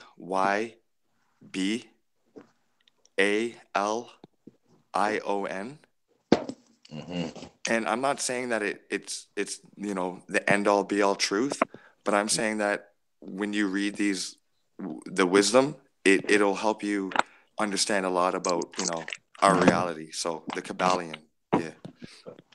I was a lot into, and this was the crazy thing because my brother, he still became a fruitarian and for like 3 years, and now was like a vegetarian and stuff like that. But I would suggest to him so many different books, and he would turn them away because he's like, "Oh, I'm not gonna listen to this white man tell me about eating this parasite food like oranges and this, that, and the third."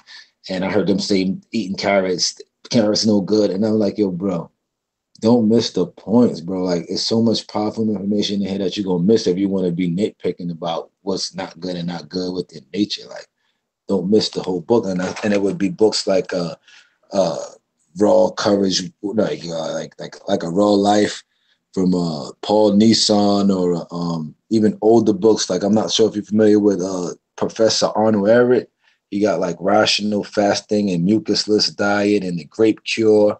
And these books would be like $5. I'll be going to these health shops and buying these books and reading them and seeing the basic information that would help me to be healthy. Like, when you look at it and see that he has like a formula in one of the books, like Rational Fasting, I think it's in, where it's like E equals V minus O, like energy equals vitality without obstruction, something like that. You know what I mean? So it's basically showing you what we're eating, if it's obstructing the blood flow, how it's constricting your thoughts and your body. And when we switch to a healthier diet and stuff, how we can have a highly functioning body and things like that. And you know what I'm saying? So the information, like stuff like that, man, it's mind blowing, man.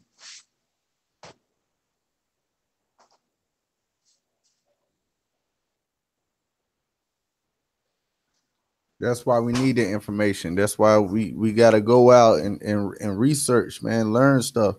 Because these people ain't going to give us the information. The only thing they're going to do is hide it from us. Yeah. So we got to take it upon ourselves to go out there and get that information. Yeah. And like, I to bring it back to like when I first came on, I was listening to you talk about Trump, and I had a lot of those same points. Like, I even had a blog that's not up in like now, but I had wrote a piece that was that where I said, if Donald Trump and Ben Carson ran together, how I felt that they could help America, right? But this was before they were running, and this was before Ben Carson became this kind of a clown inside of the media. The Ben Carson that I had known about was the Gifted Hands, where Cuba Gooding played Ben Carson, where he was doing like heart surgery, like he was pioneering things. Right. Yeah. He pioneering, stuff in that field. So I'm looked at it like, okay, Donald Trump says he's going to run. This other guy says he wanted to run. We know he's not going to win, but he's doing all this stuff with health, right? He might be a doctor, but he's doing different things with health. He's not just, this is my hopes and wishes as an American, right? So I'm looking like, okay, Donald wants to run. I'm like, Donald's an independent, money-making kind of guy. Maybe he's going to help bring money-mindedness into this freaking society, right? So I'm thinking, and I wrote this piece, and a lot of people was like, man, you crazy. And then when Donald became president, it was like, I got a lot of flack from people like, oh, that's your boy, that's your boy, that's your boy. And I'm like, but wait, like, what's really going on? You know what I mean? And I kind of like never really fought and stood up. I'm not gonna fight for Donald Trump like that. But it was like, when I look at what Donald Trump has been doing since I've been around, and I remember Donald Trump from the 80s with Trump Plaza, and that's why Mike Tyson loved him so much. He made so much money fighting Trump Plaza and doing all whatever, you know what I mean? And me seeing him say about Obama, who I feel is a huge part of why things are, messed up. When he was saying, before Obama got in the presidency, 10 years ago, he was like, yo, my man don't even have a birth certificate or his social. Like, Trump was coming out and saying that, and nobody else was saying that, right? And they were like, Donald Trump is talking about Obama. Like, look at him. He's talking about Obama, this, that, and the third, but yet Obama still never even brought no documents to the table. You know what I'm saying? So to me, I'm like, it's a true. Like, they got him in the office, but at the same time, like, he was the one saying Obama is fake. You know what I'm saying? Like, so could it be like they got him in a position where he's got to do this job? Like you said, he don't care. You know what I mean? He might not care. He might be like, I lived my life already. I got bread. Can they do to me? Yeah, you know what I mean? And Trump was out there, but wasn't Trump like bugging the White House or some crazy shit, like while Obama was there or something like I that? mean, how Wasn't Trump like how trying to spy on Obama? I don't know. Shit. I mean, if it's true, Something imagine crazy though, like you that got was money shit. and you're in this Masonic stuff, and so you basically could do what you want to do, right? If you could prove yourself not guilty in court, let's just say, right? Because people do crazy stuff. Like I was saying, OJ might be third degree, might kill that chick and found a way how to get off. I don't fucking know, right? So if he bugging the White House, he must feel like he could bug the White House because you're not gonna risk your billion dollar life. Right? Yep. What are you bugging it for? You must be trying to find out some information that could possibly increase your wealth. Because what you doing it for? So if he was doing it, why they complaining about it if it wasn't a problem? You know what I mean? Like Trump is bugging the White House for Obama. Like, why are you letting us know that anyway? Like, what's going on? You know, that's how I kind of look at this thing, like try to look at it from different angles, because the media to me is very tricky. You know what I mean? They tell you something, but they're telling you something like, why are they telling you stuff sometimes? Like, the smoke and mirrors. Is it really real? You know, sometimes it's hard to discern, and I try to piece it together. Yeah, man. So what's y'all Definitely. thoughts on Kanye West, man? Oh, Kanye West? yeah, man. I love Kanye, but I'll let y'all have the floor for a minute. Far as about his actions and what's been going on with him in the media, man. He did this post on Twitter where he was coming at Obama, and he said, Trump did more than you did in 8 years. And then Obama responded, at Obama next time, you pussy. So tell me, guys, what you think about that, man. Hold on, what? Yes, this was on Twitter. Obama said what? He say, at Obama next time, pussy. Basically, like, say my name if you gonna come for me. You know what I mean? He said pussy. Yeah, but he called Kanye a pussy. But he spelled it PXUSSY. You know. Obama might really be one of the Rainbow Bright community, man. I'm telling you, bro. Like that tweet alone seems Rainbow Brightish with an X. Yeah. Like, come on, man. Like, you don't really care. You're out of the loop. So all that I feel that Kanye West is doing is trying to go and then George Bush streaming record with his CD, man.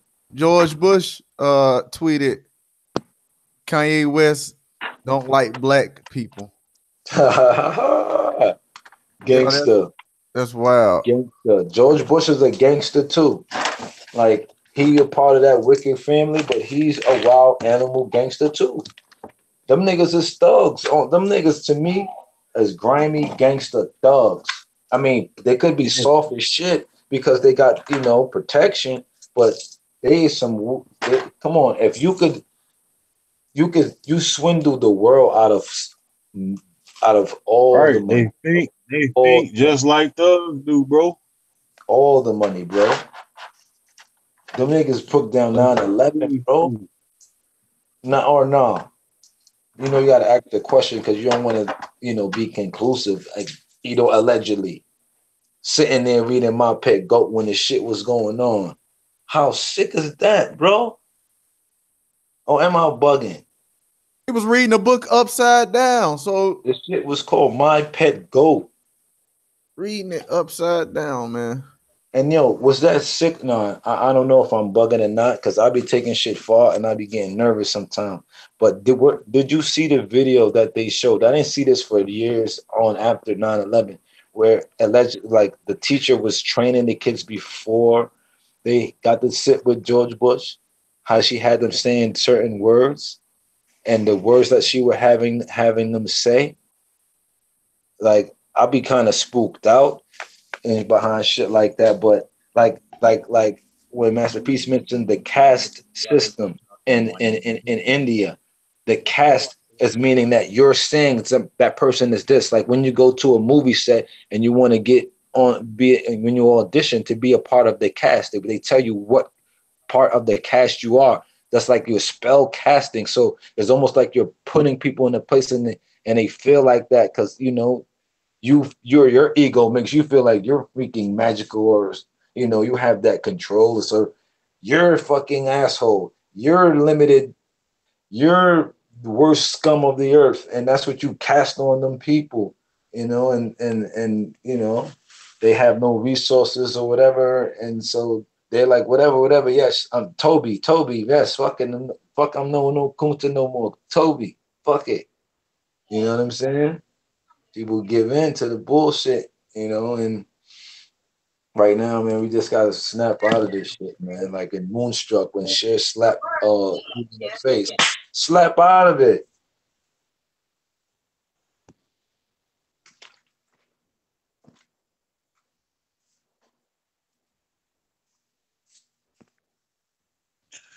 Hey y'all, I done put up the video of him on September 11th. This shit got like 1,800,000 views.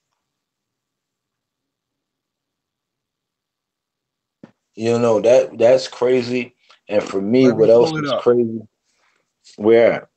Yeah, I'm watching this shit. It's George Bush on September 11th, and it's got That shit was freaky as fuck, man. 1,831,000 views on it. And I'm watching it, and I'm watching his posture and his body language while she's reading what she's reading, and I'm asking myself, would I be acting like that if I was George Bush on a normal, regular day while I'm at work at this school? And I'm in this classroom with all these kids and the teacher interacting with the kids. Am I gonna act like this? Mm-hmm. You know what I'm saying? Like, that's what I want to know. I think George Bush was running from something. He was spooked as fuck.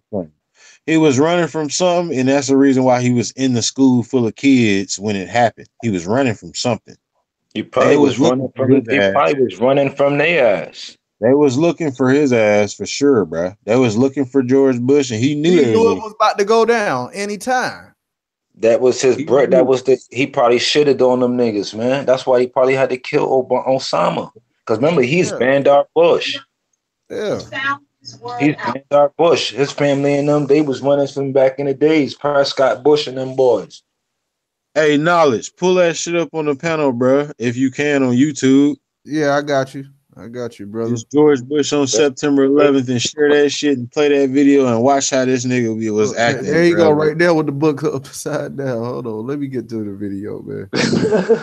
This is hilarious, man. See, in the video, I ain't even got up to the part where he's showing the book yet. In the video, I ain't got up to the point where there, but it's on that picture. Yeah, I can see it now, and I can't wait to watch it because I ain't never watched this video. I never watched this video. See, I haven't even gotten to the 9/11 conspiracies really like that. You know what I'm saying? I let everybody else decipher. We gotta build on that some more too, man. On that.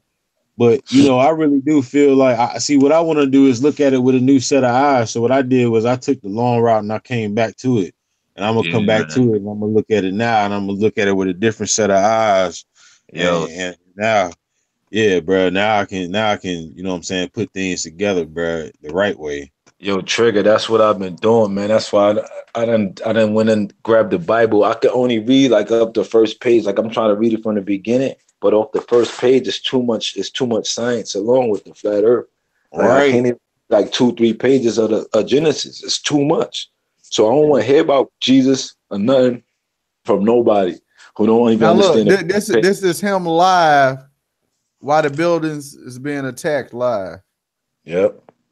This is live. So you seeing a live feed from the news while he's there in Florida, like just chilling.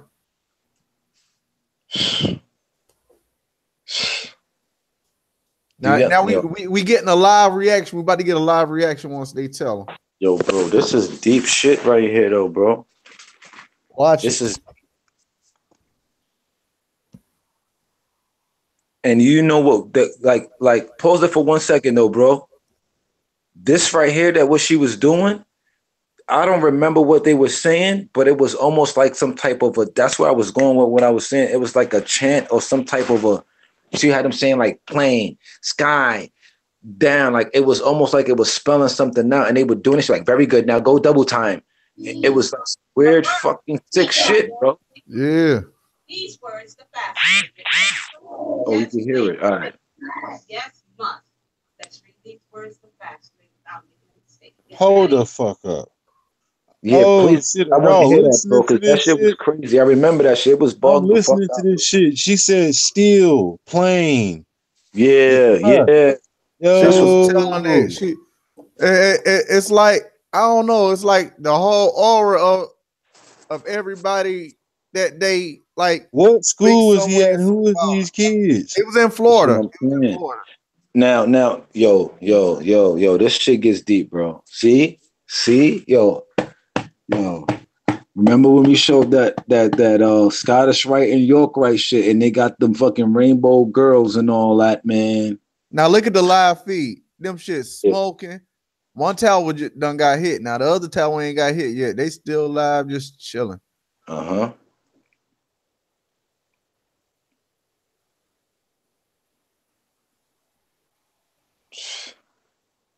Where the hell is this teacher at?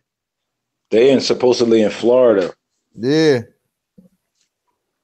Who the fuck is she though? What the like who is she, man? Like who is she, man? Why did they walk up to her and give her a list of words to read off, bro? Like why? Mm-hmm. Why did they give her a list of words like that to read off? Because if they didn't give it to her, where the hell she get them from? Mm-hmm. And then behind him says, "Reading makes a country great." And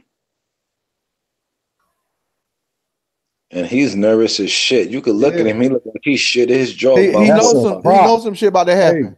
Hey, that's a prop. Oh look, they But go the other airplane. They go the other airplane. Hey, Just but hit. you want to know what else his posture read? His posture reads, "I got people that got my back, but you know what? I don't know if they really got my back." Yep, yeah, like he You see needs what to I'm get the saying? word. Like his He shit, want to like get out yo, of there. like I ain't sweating it. I'm cool, but shit, I don't know though.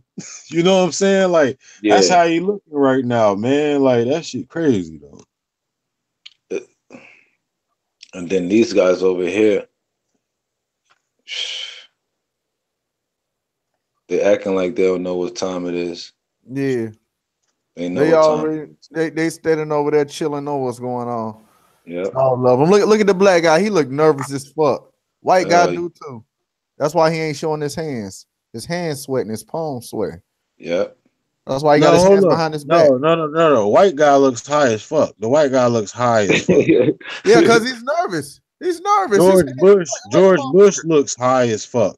Yep. Look, bro, He's like I ain't gonna look, man, like he's I see between the fucking line, I see behind the fucking screen, bro. Like, and I just looked at that sign, like, and I'm looking at everything that's in perspective of this camera right here, bro. Because all of that whole back wall is a prop, bro. They classroom don't really look like that. Yeah, it looks like a fake classroom, right? Wow. Hell yeah. And then listen to the kids. Little girl tired, like, is this gonna be done? Yeah, you see that? She yawned. That's how you know the shit fake. Hey, let me know if y'all can hear. Let me know if y'all can hear this video. What the fuck? Oh look, there you go. That's when they gotta tell him after the second one got hit. Look how he looked. Now he really scared. His eyes just popped out. Hey, did y'all hear that? In his face. And before the plane hit, they did some bend down move. What's that bend down shit they doing? That's you talking about when he came over there and whispered in his ear? Yeah, right before his orb had bent over and came back up. The plane hit. They talked to Bush, and then they started with that more chanting shit. I'm like, this shit be kind of crazy, man. All right, so right now in the video I'm watching, I just seen the dude walk up to him and whisper in his ear, and he's staring at the kids in the camera right now. Yeah, because he's scared. And look, there you go. He touched the book and read it upside down, still looking out in his space like he's kind of fucked up. Like, did that shit just really happen? Did that really happen? What he just told me? Look how he's looking up in the space. Imagine in New York City without the freaking towers and shit. Yeah, he's watching somebody. He's watching the kids. He watching the kids while the teacher talking to the kids. He don't realize the damn. Oh, the book ain't upside down. The book is upright. It is. Yeah, look at the book up there. Look at the book standing in the background. It's the same book. Oh yeah.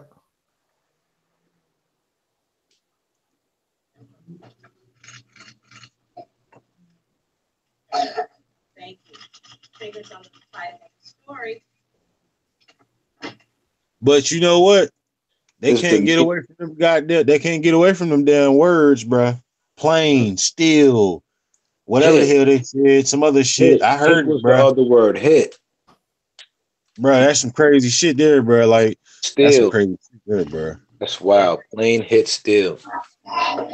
Yes. Now, have y'all ever seen the picture with the Rockefeller in front of a magazine cover from the 60s?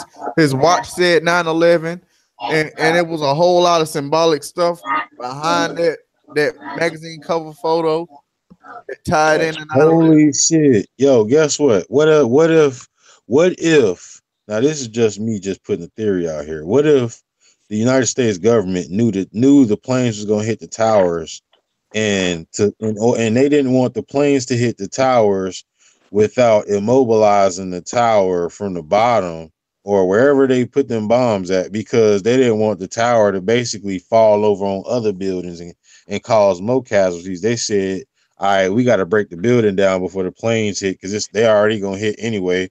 We can't do nothing about it. We can't stop the planes. We can't blow them out the sky. So we got to run the planes into the building. Intelligence knew. Bro, they had to run the planes into the building. But now I'm still trying to ask myself, what the hell was so important about these towers? They was trade centers. Man. It's the money, like, man. Yeah. It's records, national trade, and, all that. Yeah, it's records, and also that insurance on that shit was bread. That's why I said George Bush and them got away with a whole bunch of money, because George Bush, according to the information, they was in on that. You telling me they pulled a Fight Club? Them niggas pulled the Willy Whoa. Them niggas went and got that back. Right? Y'all seen Fight Club? They went and got that back. Yeah, Brad Pitt, Ed Norton. Y'all seen the end of that movie, right? Yeah. The end of the movie, they blew up the damn building that had the credit card records in it. All the credit card records had been wiped clear. Everybody had all their credit debt was gone. Like, they blew up the whole building full of all the records and shit. Right. So there we go.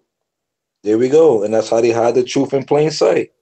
All right, so if that's the truth, then how the hell is America in debt? Well, America is in debt, but George Bush. Why they're in debt? Is that why they're in debt? Bush ain't, because see, that shit is private business. That thing, insurance policy on that shit was crazy. Them niggas went and got bread and got out of Dodge. Remember, George Bush owned Texas Rangers and all kind of shit like that. These niggas is billionaires. They only using that presidency shit as a front to launder and flip more fucking bread, more drugs, opium and Poppy Bush. Them boys in there deal with opium and fucking big money, oil. You know what I'm saying? So it ain't about the country. Fuck the people. All us could go to shit. This, you know what I'm saying? That's why we all got to come together. They doing this shit above our heads, man. This shit is just a big speech to them, man. What he had to say.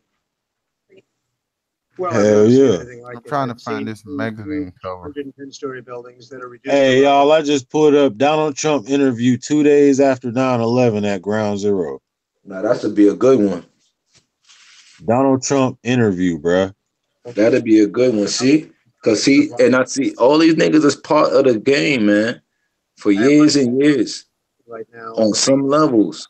25 in a little while, and they've never done work like this before. And they're hardworking people, but they've never seen anything like it, and they've never done work like this before. It's terrible. He know what it is. Ground Zero. Tell me about the workers that you saw and what they're doing there. Well, not only is it devastation. Right here, I found it. Every few minutes Look at this. go off and Check this picture out, man. You're in such a weakened state that this was from 1967. You see Yeah. that? And look where he's sitting behind the trade centers, right? And you see that his watch say 9/11. That's wild. Hold up. Just look at the whole symbolism, everything. Yeah, it all ties into 9/11. That's crazy. Hold on, man. Rockefeller 9/11. Rothschild. Yo, hold up. The joke is on us then, nigga. Yeah, you see that? 9/11 benefited every damn body. Yeah. Everybody with the money. Everybody with money. He had Everybody Rockefeller. with David money. Rockefeller had money in there. Of course, he's sitting right behind the That's right. trade centers. Nigga, they run everything. Them niggas run everything, man. Yeah. Hey, so no wonder why the people in other countries that hate America, they targeted that shit. They targeted the source of the money because they Right. knew exactly where to go to goddamn hit their ass. Now hold up, I'm looking at it. Did Trump have something to do with this shit? Trump, well, I can't say Trump Everybody has did something big to do with it, business, want money. but I mean, you did can't Trump- snitch. You did can't Trump snitch when you benefit? down with the brotherhood. You can't snitch. Right. Now Yep. that's what I'm saying. Like, because I'm noticing in this interview, he chooses words wisely, bro. Like he said two Yeah. things. He said the same thing twice, bro. He said they never seen any work like this before. Right. He was Right. referring to the construction workers who was helping out everybody out there Yeah. get out of the rubble and shit 2 days later and shit. Yep.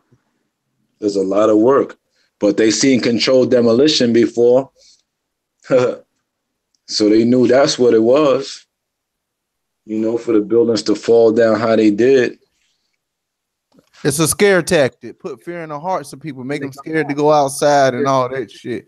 While they sit back and collect all the money. Bro, I spoke with somebody because I'm out here in New York. This shit is crazy. I spoke with somebody yesterday who told me that it's possible for Muhammad Atta passport to be found in that rubble. Well, there are a lot of. You said it's possible to what? They really literally believe that it was possible for Muhammad Atta's passport to be found in the rubble in 9/11. And I'm like, you could believe that? Because I said, it started on when I was saying, the fear that's in a lot of the older folks out here in New York comes from the news. I'm like, people ain't really out here just running up on old folks like that. It's really not like that, Not to say to be off your guard, but the news got you scared of mad stuff that you shouldn't be afraid of.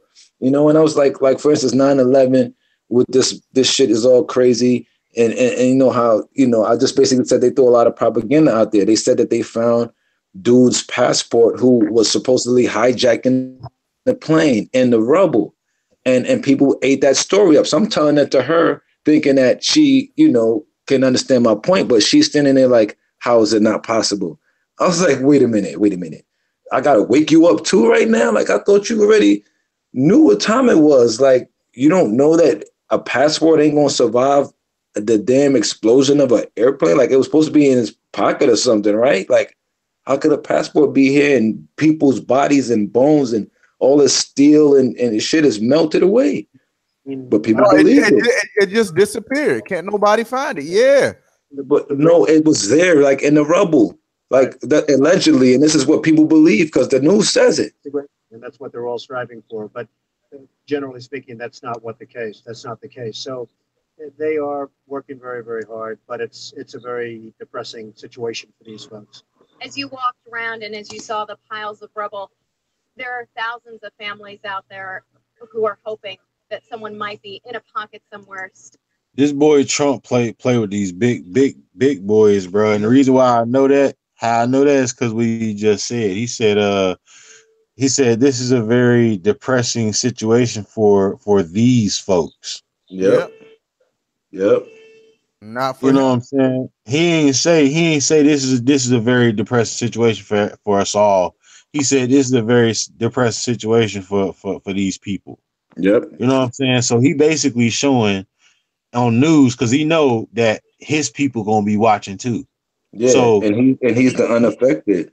Yeah, he know damn well he can't lead this damn interview and be around them, and he just said on TV that he's depressed behind this shit because they're gonna look at him different. They're gonna look at him different. They're gonna look at him like he weak. They're gonna be like, oh, bro, you know what this is. Why you acting like you don't know what this is, bro? You supposed to go down there, talk, run your mouth. You know what I'm saying? Say some good shit and move on. You know what I'm saying? That's what his role is, and that's what he did, bro. Is it a known fact that the so-called Jews or Jewish people that worked in that building, none of them went to work that day? Yeah, Or is that just hearsay? Because I never really did the research I'm not on going to that. say every single one, but Right. definitely the ones on the inside. And I think there was a list of like over 20 people. Wow. You could see their names. And who does a good job at that is David Icke and this InfoWars guy. Okay. Okay. Yeah, I heard about InfoWars. I know about that.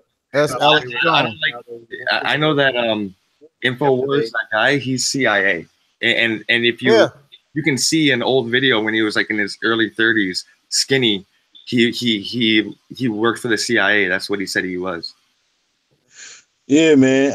A reason why I look at InfoWars is because he could be CIA, but you know what I'm saying? He putting shit out there, and I decipher what he put out there. I don't take it for more than what it is. That's good. But I take it as just another news source. Like whatever he putting out there, I just don't let it. I just don't hold it for too much weight. That's why I decipher like many different sources, and I come to a conclusion off from that. That's you know what I'm saying? Like to the layman, to the average sleeping person, he's like a fear monger. You know, the war's coming. Get your iodine. Get your supply kits to save your family. Survival. Mm-hmm. But you and I, we could take, we could chew the meat and spit out the bones, if you will. Hell yeah, man. Alex Jones ain't got me scared. He just letting me know that there's some shit because he got a job. I haven't watched Alex Jones in years, but he was one of the first guys that we tapped into. Like, matter of fact, in regards to like 9/11, the analogy or the comparison he made was to like the Reichstag with Hitler and how like there was the staged event, and it was like, oh shit, and it was involving Prescott Bush. So it was like, yo, this shit is crazy. They doing this shit for hundreds of years. Mm-hmm. And to think about that, how he's being paid by, he's an insider giving out this information. It shows you how sick the news can be without people really reacting. You know what I mean? Yep. How far can we push it? That's like now we need to ask ourselves where the new trade centers at? Where the new Target at? They don't move the Target. It ain't where it was no more. So where the hell is that now? Any old building worth a lot of money or anything that got a lot of equity, an asset it's that's somewhere. worth a lot to a lot of people. It's in plain sight. Why you think Saudi Arabia out there in Dubai and all that? They building all that shit up out there, man. Them buildings about to be worth a lot of money in about 20 years from now. Think about that shit. Yeah. It's a lot of craziness, man. Gotta keep your eyes open, man. Yeah, man. I'm afraid for America, man. Like I got family in America, and every time we meet up, I'm always trying to tell them to get out of that place because it's so easy to be controlled in America. Yeah. Like in Canada, I always tell you guys, you can drive an hour in any direction and be completely alone. You know what I mean? So there's places to run, there's places to go, and we got resources. But if it happens to you guys are so densely populated, it's like, what are you guys gonna do? Yeah. Yeah, see, man, America could be a very beautiful place, man, if we just treat it right, got the right mindset. You know what I'm saying? And we doing what we got to do out here to basically preserve it. Yep. And what people don't understand is our mindsets got to come first. You know what I'm saying? We gotta wanna plant gardens in our neighborhoods to make our neighborhoods value go up. We gotta help the local farmers by buying their groceries, help making sure they don't need GMOs and they shit. You know what I mean? Shit like that, bro. We gotta put shit in order for ourselves, bro, in order to help this damn nation, bro. That's what this whole shit shows, that the government system don't work, bro. People gotta govern their damn self, bro. Yep. People gotta govern their damn self, bro. And the way they do that, bro, is knowledge of how to do that. They gotta know how to do that, bro. Sorry, I dropped out. What are you guys talking about? Oh, we was talking about people gotta govern themselves, man. Like at the end of the day, that shows that the government system is failing. This shit don't work. Like people got to govern it. We gotta wanna build gardens and shit in our own neighborhoods. Help each other out. Like make sure that our cities and stuff is got clean water at all times, bro. We gotta be more cooperative with this shit. Basically, we gotta be more a part of it. You know what I'm saying? We gotta basically put more in than we doing, bro. We basically just sitting around letting their ass do all the work. Yeah. And they ain't doing a good job. They're not doing a good job. You know what I'm saying? So that's why our water supply is fucked up in different areas. That's why the desert region in North America is getting bigger. Like eventually the whole damn country gonna be a damn desert. That's true. True enough. And I like what you said about, we gotta help our own. Like imagine every town or a township didn't let anybody go homeless. Yeah. You know what I'm saying? Exactly. Like, you don't got a home? All right, we're going to pitch in and we're going to get you a home or a shelter, a place to stay. But we just walk right past these people, man. We value our jobs more than each other. Yep. And that's like one of the same persons that, had all this fear in their heart and believed that Muhammad Atta's wallet could be on top of the rubble after a plane crash. They'll look at somebody and be like, oh, I hate those type of people. I'm like, you don't even have an idea, like, what's going on, because somebody is out of displaced or doesn't have a home. They're supposed to act a certain way. Like if sometimes, you might see a homeless person in like Midtown Manhattan and they might be acting up or might be like singing or, they're going through some stuff. They're probably not even here in their right mind, but someone could look at them and be like, oh, that's so disgusting. I don't like them. But what do you mean? And it reminds me of like when Dave Chappelle was talking about Oscar the Grouch, when people are like, Oscar, why are you so grouchy? I'm like, yo, I live in a garbage can. Like, what do you expect somebody to do that is living in that kind of situation? You especially if you've never gone through it, you don't know what they can be possibly going through. Yep. And like, I don't know if you guys ever like spent time like under, if you guys ever been in the pen or in holding or whatever, but that when they put you in there, you act like an animal. Like, you may have not done what they say you did, but as soon as they throw you in and they put the cameras on you and they show like, this is what he's like in jail or in the holdings, they're going to be like, yeah, this guy's like an animal, but it's like, not me. That's just how I acted because y'all gave me this. You took my shoelaces away. You took my pant lace away. You know what I mean? I'm cold. I only got a pot to piss in. Everybody's looking at me. You know what I mean? So, hell yeah, man. If you see my mugshot, you would think I did it. Trust and believe me. Trust and believe. I'll be scared of my mugshot. I'm like, oh god damn, that was me. Yo, I was so upset when they brought me in there, bro. I was so upset that day. Like, you had to see the fire in my eyes. Like, I look crazy. I'm like, shit. If you bring me in for, let's say, if I was spitting on the floor and looked at that mugshot, boy, I think I'd do 10 years off the mugshot.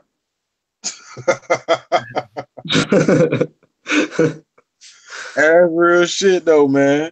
Because you get put in that position, bro, and it's like, damn. Then they basically act like, oh, that's your whole entire character or your personality, bro. When really that's just how you is right now, because they done pissed you off, bro. Like, and they know that, and that's exactly why I know that this world is corrupted, bro. Because they got some brilliant minds in the crazy house. You know what I'm saying? They call us crazy, bro. Like, they call people crazy, whatever. But them motherfuckers be smart as hell. And they force them to eat all these pills and shit and be thinking all this crazy shit. So when people like us communicate with them, we won't even understand what they're talking about. By the time they get a chance to talk to us, they're repeating the last thing they learned. You know what I'm saying? They're just repeating that over and over again, waiting for the right person to actually pick up on what they're talking about. You know what I'm saying? So, and if you take what you're saying and you make it on the grand scale, the bigger level, which one of us is free right now? I mean, like, you guys live in apartments, you guys have neighbors that are way too close, where we don't have you know, the first thing that they do when they brainwash and torture is that they don't give you any privacy. And without that privacy, you know, you don't have control over your life. And so with us living so close, we are acting like animals. We don't care about our fellow man. Go ahead. Yeah, that's Yep. real shit. Real shit. Yep. I Yep. remember That's being the in there fucked up part screaming, about it. hollering, acting crazy. Yep. And just to add on to what you were saying about some of the most brilliant minds are behind the wall, I remember, I still think about this one concept that a guy who was, you know, on Rikers. I was in Rikers Island before, you know, this guy who was in our house, he was trippy. He was like on meds, and they had him they basically would jump him and restrain him. He was big and strong, and they were afraid of him. And Right. he would say though, he would talk, and he would say like, "Yo, all of us, we need to move to Texas. There's enough space, there's enough resources. All of us just need to go there and pool each other and come together and just go there. It's hot, the weather's good. We just need to do it." And I was like, you know what? That isn't such a shit. If we was down to go to Africa, as far as that shit, it might not be such a bad idea. But look where that man Reason why I wouldn't recommend Texas is because I don't really. I mean, that's ironic because I was actually ironically born in Texas, bruh. Yeah, I was born in Texas, but I don't think I would actually. I don't know. I might, but I don't really know the environment in Texas like that, bro. When I lived there, bro, I only lived there for like a couple months, bro. Like I don't really.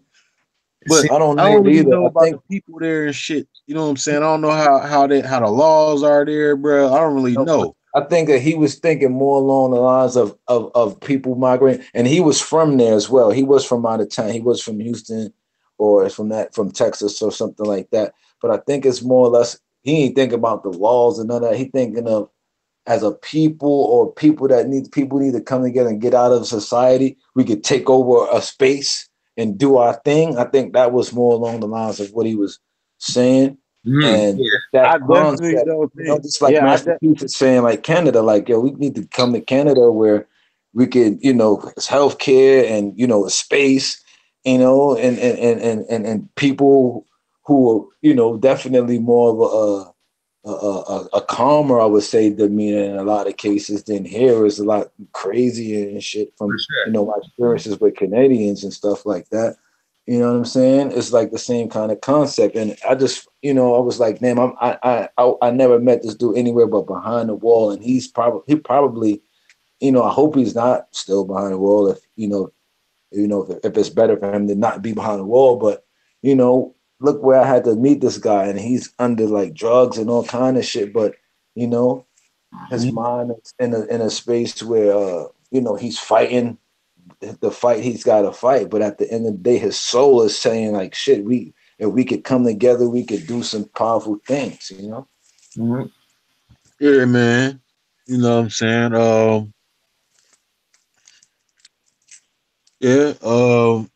don't really know too much about Texas or none of that, but it might be possible. But you know, crazy shit happens everywhere. So shit, we can. Anything, bro. We can change shit where we at. You know what I'm saying? You know, like, cause we go to Texas and we build something that ain't gonna help. That ain't gonna help the whole scale of shit. You know what I'm saying? Like, we can change Texas from here. You know what I'm saying? So, like, to be honest, man, like we just need to reach people that's already in Texas. Mm-hmm. Yeah, exactly. You know? Because you know what? As soon as we amalgamate into one place, it's an easy target, just like what Malachi York did. Yeah, definitely. Easy target. Bro, we fuck around and build a whole community like the Amish, and we sit our ass in Texas and we got a whole plantation full of nothing but flat Earth society. We all the vegans and we don't kill animals and we just all about our community. Our community getting flourished. We got all these nice fruits and vegetables. All the plants, the animals respond to us positive, bro. They're gonna bomb this shit out our ass, bro. We're gonna be in a history book somewhere, bro. They're gonna be making money off our. We're gonna be making money off our legacy. Man, we probably bomb each other first, man. Yeah, because Forum's gonna lose money. All they gonna be making money off of is crop. Like you got one flat earther that's gonna be like gravity, and the other one is gonna be like my gun, and it's gonna be a problem. I'm disappointed in the flat Earth community and how it is shaping up to be. Yeah, man, because what's starting to happen is it's starting to look like exactly what the hell we started off getting away from. Right. It's the ego, the secret keeping until it's time to reveal it, and all this, you know, my camp versus your camp. You know, I don't like it. Yeah, it's sick. It's sick. Yo, you guys ever like talk to Dreads at all? I haven't spoken with Dread in a while. Yeah, I never got a chance to talk to him. I ain't talked to him. Yeah, I think the last time I talked to him was a while ago. I saw him on Sun and Moon panel, but I didn't get the chance to really watch it. Like he wasn't on when, you know, his name was on it. So I clicked on it. I was like, oh shoot, Dread. And you know, I don't think I really saw him much on that panel. I haven't talked to him too tough since the that whole email thing. But so what happened with the email? Oh well, you don't know? I really don't know. I might have heard the story, but it might be something that I didn't really put too much energy into. It was just like a screenshot emailed out to the community about how an account of Dreads says that it just confirmed that he was the porn bomber, and he was conspiring with his wife to set it up. And there was like a screenshot of a conversation that they had or whatever, saying, you know, Masterpiece and Bro Sanchez are the two biggest fools in the flat Earth game. So they did that during the Young Pharaoh and Bro Sanchez debate. That's what happened. He did that. Well, I don't know if that was him, but this happened before that debate. Oh shit! But the crazy thing is that like I'm not even really trying to focus on that because I don't know. Yeah. I feel you. But the thing that I wanted to bring up is don't you guys remember that he said he was gonna put up a balloon? Yeah, and he was taking money for it. So, but that was supposed to happen in like February. Right, and then he said if he didn't get the money, he was going to do it anyway with his own money, if I'm not mistaken. Oh yeah, I do remember that. Yeah, I do remember that. I remember him saying that too. I think he said if the money, then I'll put in my own money. I think he said that. I don't want to misquote him. Mm-hmm. I think he said that. I remember hearing him say talk about a balloon though. For definitely, I remember that. I definitely remember that. Mm-hmm. We talked about the balloon. I just wanted to know if you guys heard an update on it. I was kind of excited, but Bro Sanchez says he doesn't think there's going to be a balloon going up, and now I'm kind of starting to think the same thing. Yeah, probably not. Shit, man, how much the balloon cost?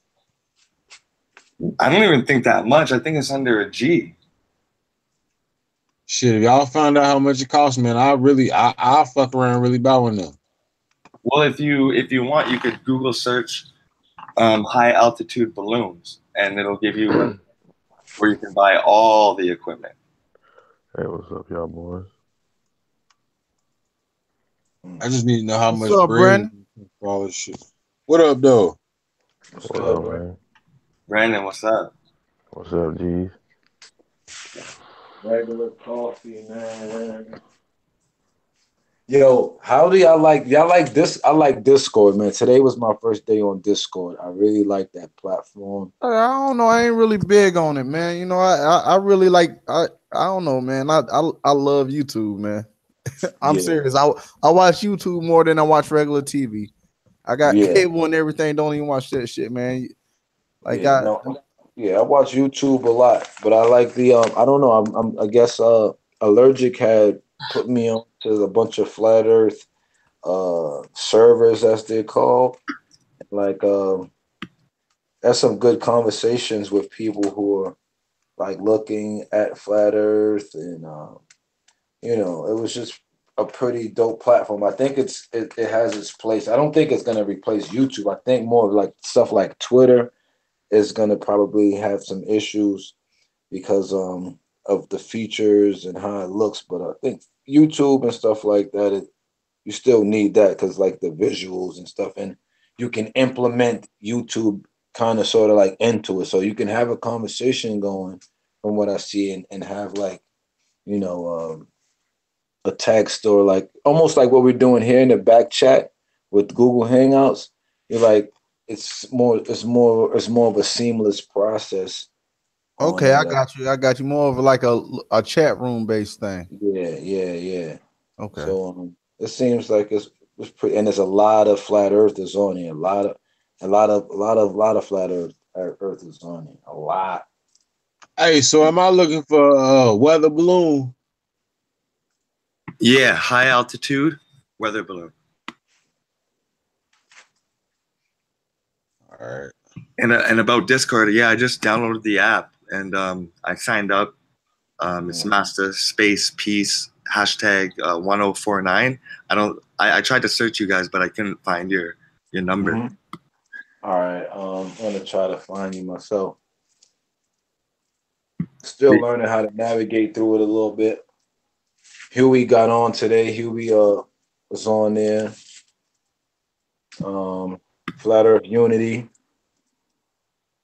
You got to chop it up, but it was a whole bunch of people that I've never chopped it up with, like say ODDs, like his ex mods, like all these guys. They have a group, and it was one of these guys is a sniper, 8 years, like he's been a sniper, and he was just dropping it on one of these guys who had no clue like what was coming his way. He was like, Coriolis effect is not even in our manual. He's like, I got this. In the manual is about 200-300 pages, and he's like, the word is not even in our manual, bro. Like, and he's like military sniper, you know. So, damn, yeah, that says a lot. Yeah.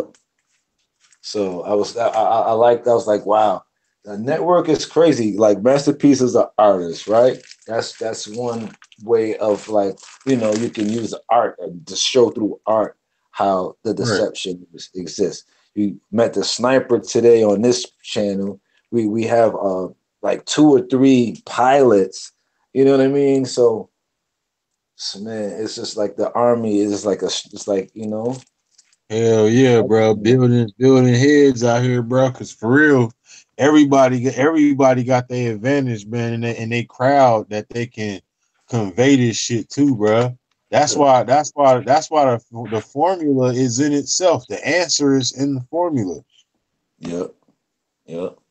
Like it's in us. Like we like the people who waking up. We got to wake the people up that we can wake up, and they gotta wake the people up they can wake up. You know what I'm saying? But it all starts with making that effort.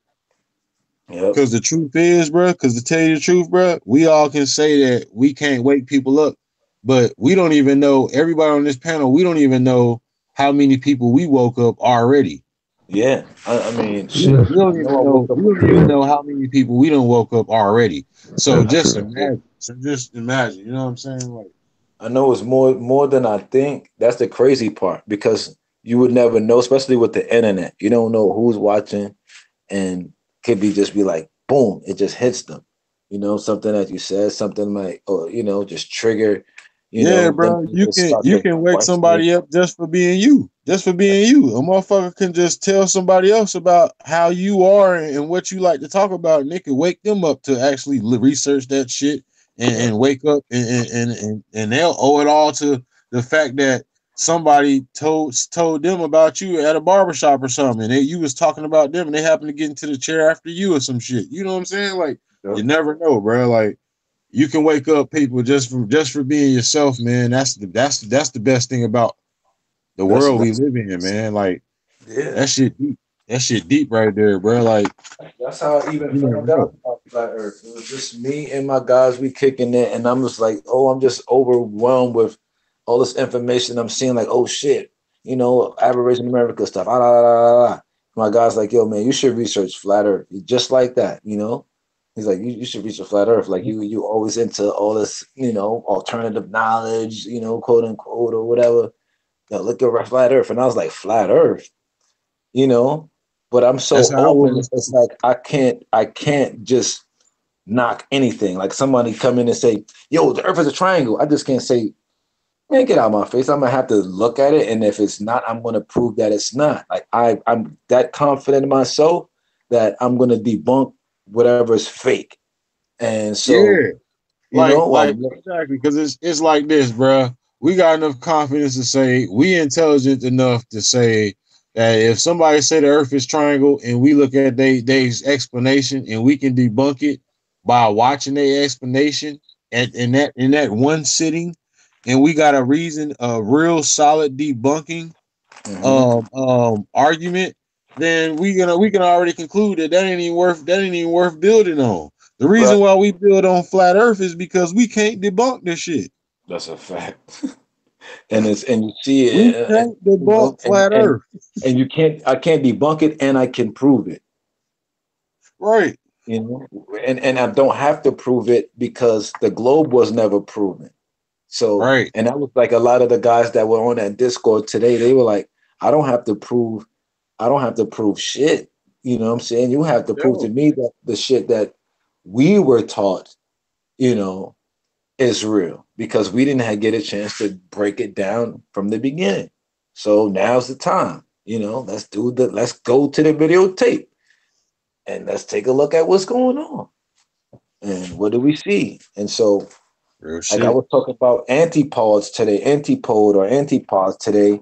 and one of the guys who was a Glober was like, well, you know, it makes sense, and you know, it kind of makes sense, but I think we were kind of like hard. I was kind of hard on them because sometimes I think that people are being like shills or trolling, because you just can't have a whole bunch of questions. Like you waited until you got on a panel or something with people to ask these questions, or you never asked yourself these questions. Like if it took me 2-3 minutes to get on a panel, I'm gonna think for a minute before I say, so what about, you know, I don't even know anymore because I don't ask myself those questions. Yeah, you know but the reason why I ain't got a problem with it is because there's people out here who don't have nobody to talk to, and they wait to ask these questions to people like us. They wait to ask us these questions, bro, because they don't have nobody else that they comfortable to talk to about shit like this. So I don't really have a problem with shit like that. I'll actually welcome that shit, bro. To be honest, bro, like it should be open. Like if you got questions, throw them out there. I wish it was just a way for all of the people that got this knowledge like us to be able to answer them questions, bro.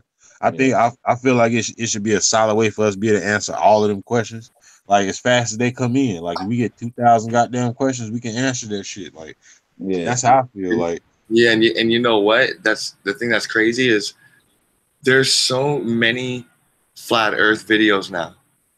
You know, like back in the day, you could go best flat Earth proof. And it was probably about 15. It was probably about 15 rotating videos about the time when I got put on it. Right. But when I first got put on it, it was already like the wave had already started, because I didn't pick up on it until it came full circle with the whole astrology shit. Because I was focused on astrology more than anything at this time, bro. I was deciphering. I was decoding that shit. Like that's what my focus was on. Then the flat Earth came.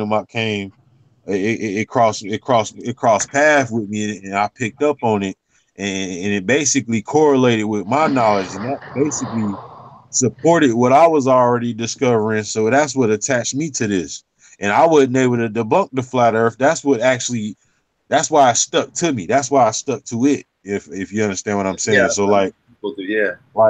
Yeah, bro. Like when I wasn't able to debunk it, bro. I started really, really, really, really working my mouse and keyboard, bro, on this shit, bro. Like I was really trying to figure shit out, because I couldn't debunk it, bro. Like I was like, man, this shit can't possibly be, you know what I'm saying, tangible or real possibility. Because with me, it's not about whether or not it can be proven or not. It's about whether or not it's possible.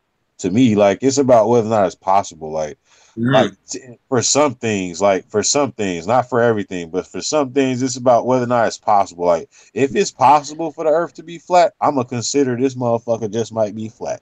Like that's just how it is. Like if it's possible for it to be a ball, then I'm open to think about it being a ball. But I don't see it being a ball. Never have thought about it being a ball. I look up in the sky if I wanted to see some damn orbs or something like that, and that's the sun and the moon.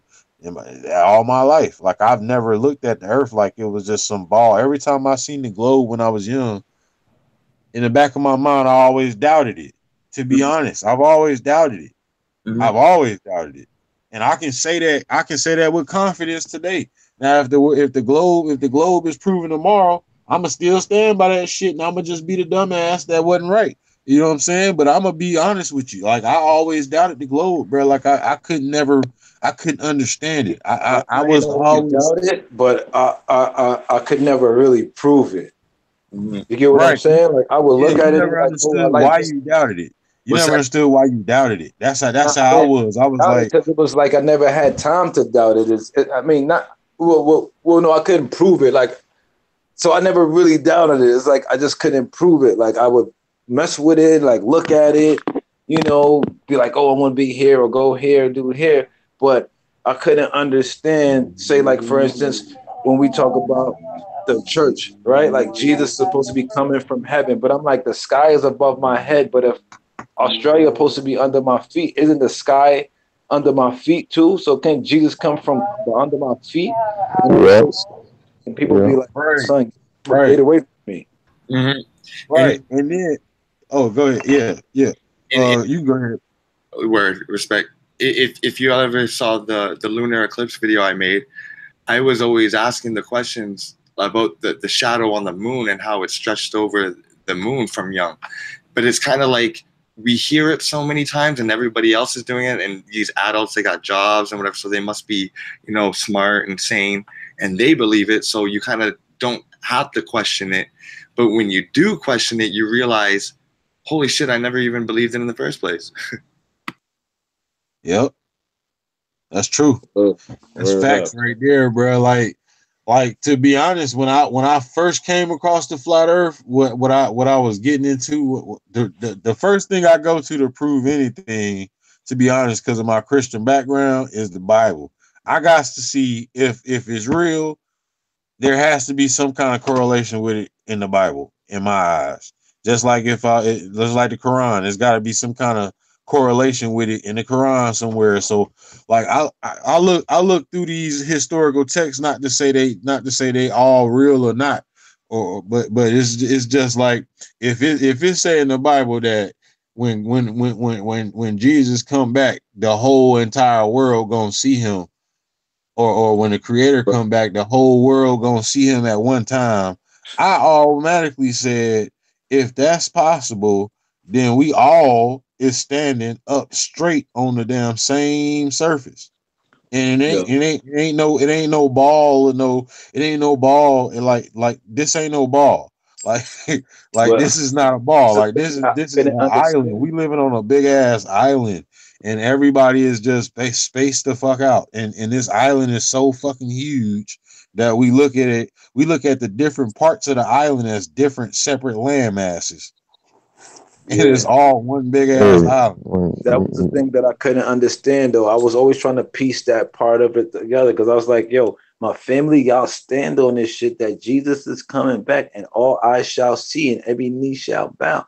So I'm like, how was this possible? Then when YouTube came out, I thought it was going to be some psyop shit like, oh, everybody's going to have internet. But I said, wait, everybody does not have internet. So I'm like, that's not that shit either then. So I was like, what is it? So when Flat Earth came about, into my knowledge, right, a couple years ago, like you, I'll go to the Bible, see it got to be some type of correlation. And I was like, wait a minute. Now all this shit makes sense. The taking Jesus up to the mountain and overlooking the whole fucking earth. All this shit makes sense. All of it makes sense. And for me, the biggest one was when we look at any ancient texts or spiritual systems, they always reference this place that we live in as a realm. And I always found it hard to picture a realm in the universe. Like, is this planet one realm, and then you go to Jupiter, it's another realm? Like, how are these realms divided? Up is down, down is up. But once you realize, you know, it's the planes, it's so much easier to comprehend that. Yeah, bro. It's just like Mario World, bro. Right. It's just that shit, just like Mario World, bro. Like when you go to Land 1, the Land 1 look totally fucking different from Land 2, and they right next to each other. That's what the planet Yo, that's funny shit. I didn't even realize that. It's true. And, you know, they call it worlds even. You know, World 1, World 2, you know, transport to World 8. So, like, world doesn't mean sphere. A lot of people think, well, this is the world, it's a globe. But when you look back into the text, they'll use the word world, but they'll never use globe. Yep. And someone just researched the word world on some video too, and there's so many different meanings for world, where world doesn't necessarily, like, you know, doesn't mean globe at all. World could mean, like, we're in a world right now, you know, like so it's based on one of the definitions of world. Mm-hmm. Yep. You can create a world. Like, oh man, that's interesting. Mario and Luigi. The Mario. And Mario and Luigi. He's trying to deep, y'all. Like, if you think about it, he blows the flute, which is a musical instrument with vibration, and when he blows it, he elevates into the next world, or, you know what I mean? He rises the vibration of the notes. He's saving the mother, the great mother, from the dragon, and that's Draconis. And, and it's just, it's crazy. You're on the pipes and you transport. It's riding on the cloud. The star gives them energy. Oh shit! Mushrooms, flower of life. Mushrooms make you bigger.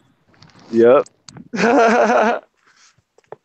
Yep. Temporarily, then you fade off.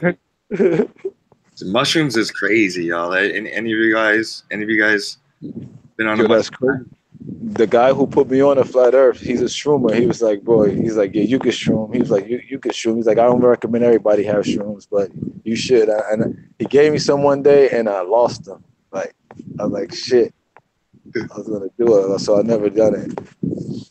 I heard, you know, it was trippy. I want to try at least once, but it's ironic because I hate mushrooms. Like, to like eat it on pizza and burgers and shit. Like, I hate mushrooms. I can't stand the texture of them.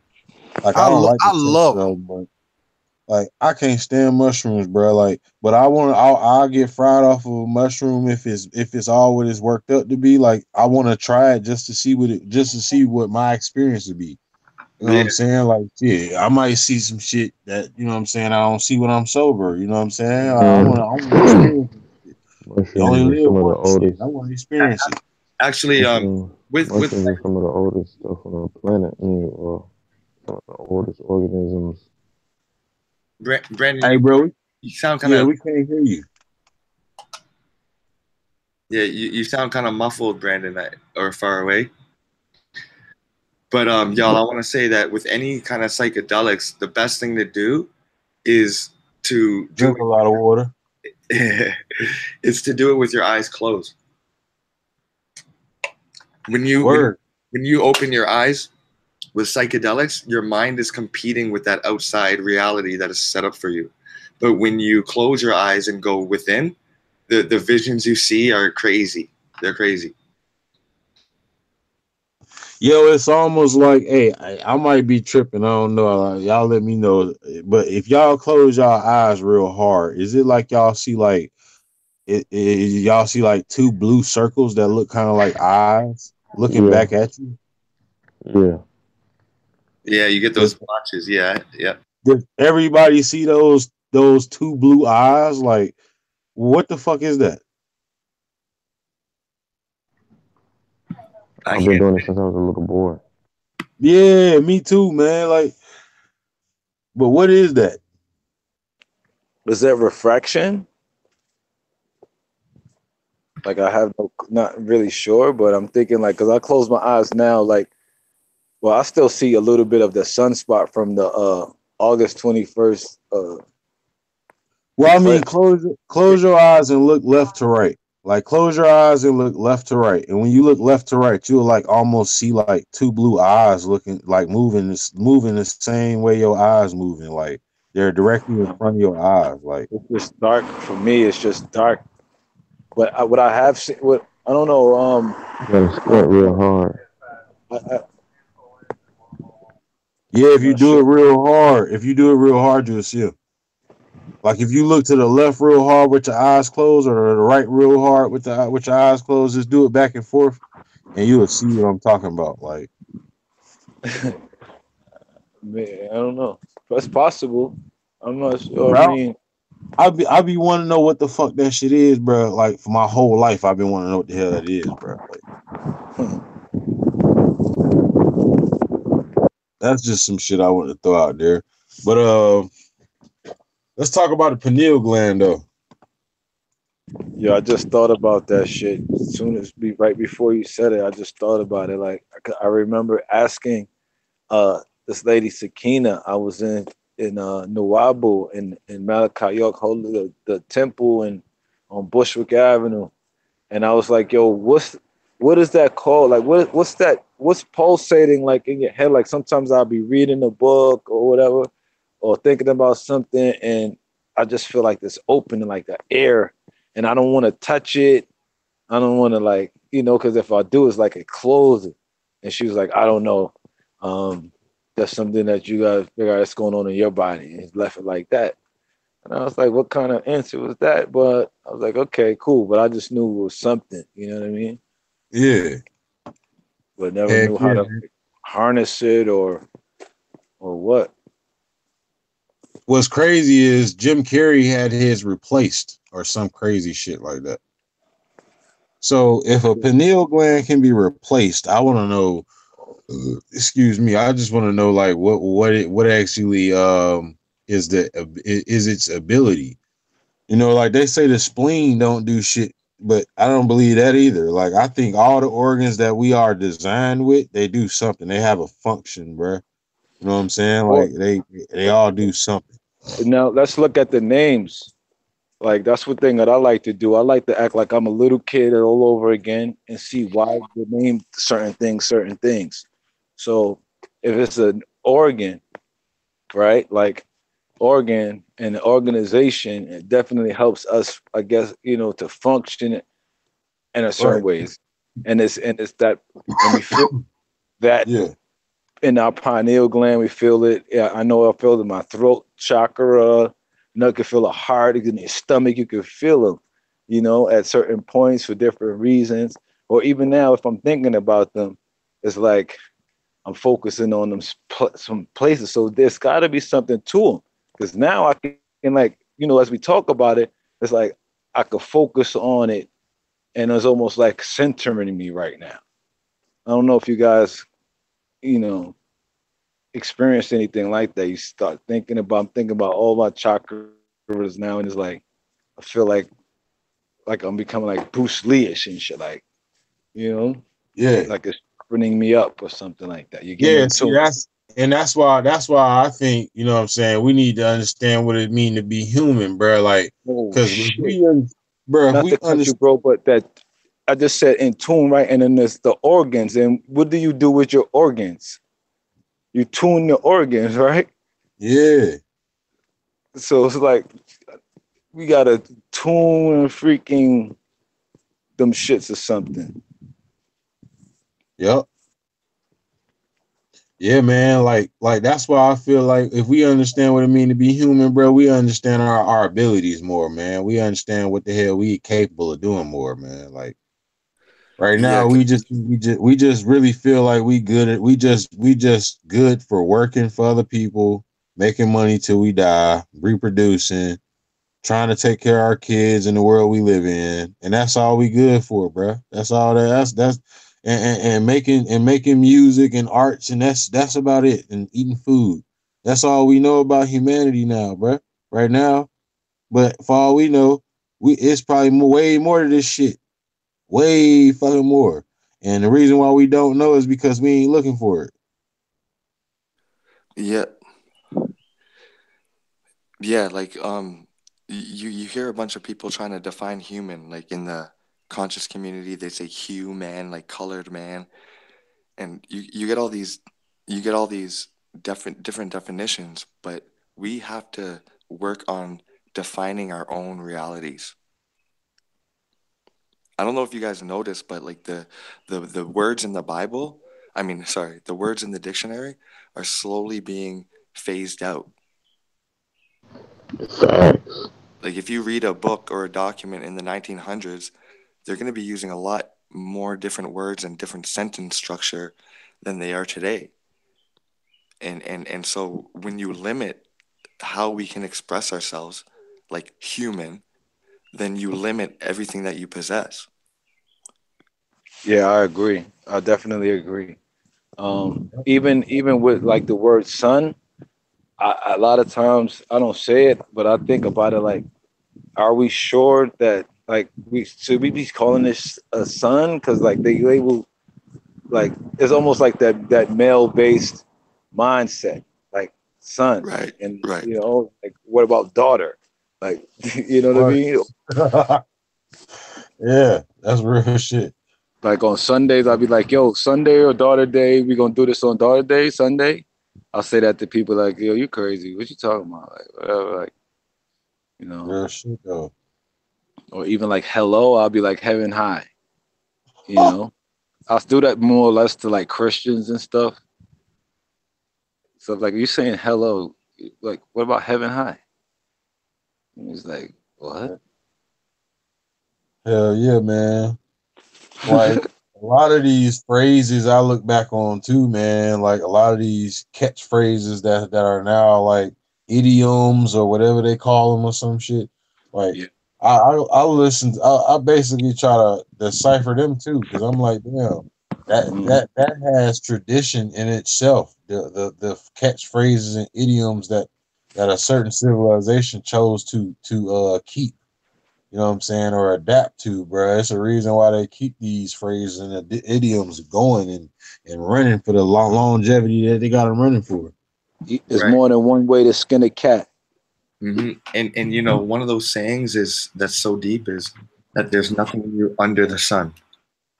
Yep. Yeah, the new under the sun. It's not beside the sun. It's not nothing new orbiting the sun. It's underneath it. Yep.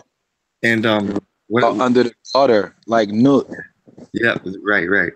And also another thing is I don't know if we were live or on air when we were talking about this, but I'll bring it back up. We were talking about the what becomes before the who. And I was going to say, can a rabbit be a Jew? Can a rabbit be, do we call them different because they're definitely a rabbit first. Right. You got to be that thing first before you name it. So if we're a Jew or African, we have to be human first. Yeah. So the what, Dr. Valentine directly explained this to me. The what precedes the who. If you are made up of certain material, like say silk, then you can call it, this and that, and French silk, whatever. If you're made up of cotton, you can call it linen or whatever, denim. But the what has to be in place before you can get to the who. Yep, and this is why, because I'm gonna use this as an example. If you met a person and they told you about this object they're talking about is actually a person named Barbara, and you say this whole time he talking about Barbara's so nice, Barbara this, Barbara that, and you like, well, damn, Barbara's so nice, I'll do something nice for Barbara. How about I buy Barbara a milkshake and you can take it back home to her when you go back and tell her I just wanted to do this for her. And then he come back and tell you, oh, Barbara is actually my pet dog. Perfect. You're gonna be like, well, damn, you should have told me it was a dog first. Exactly. That was great. Yeah.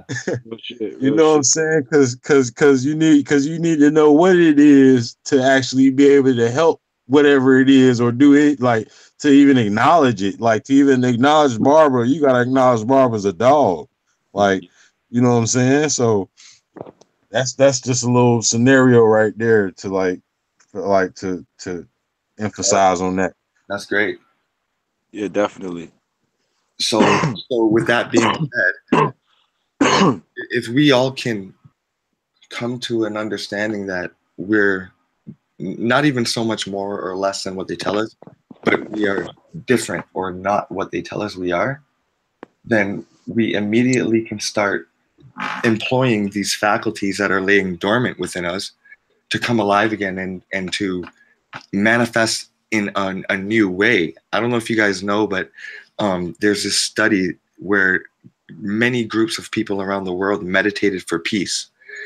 And when you correlate the times that they meditated for peace with the amount of deaths and when they occurred in the wars in the Middle East, it showed a drastic reduction in the times that the masses of people were meditating for peace.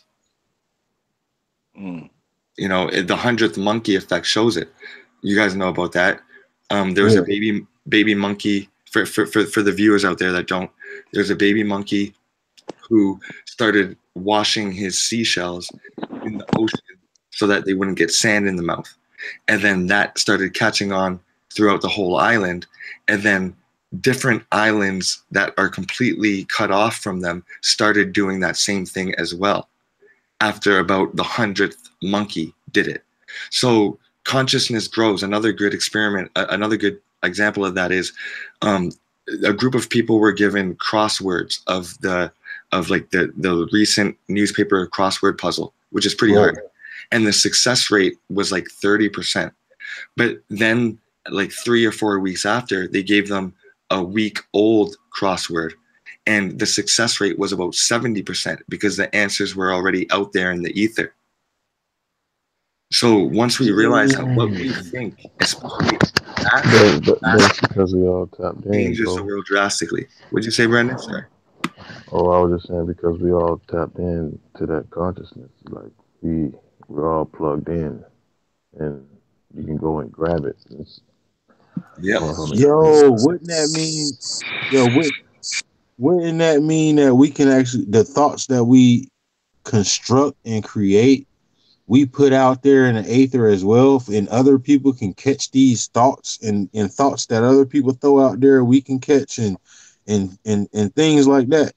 Of course, You on the that's same all. wave, man. You just did it earlier with Ken when he was like, "Oh, I was just about to say that," because he went to the same place where you had your thought.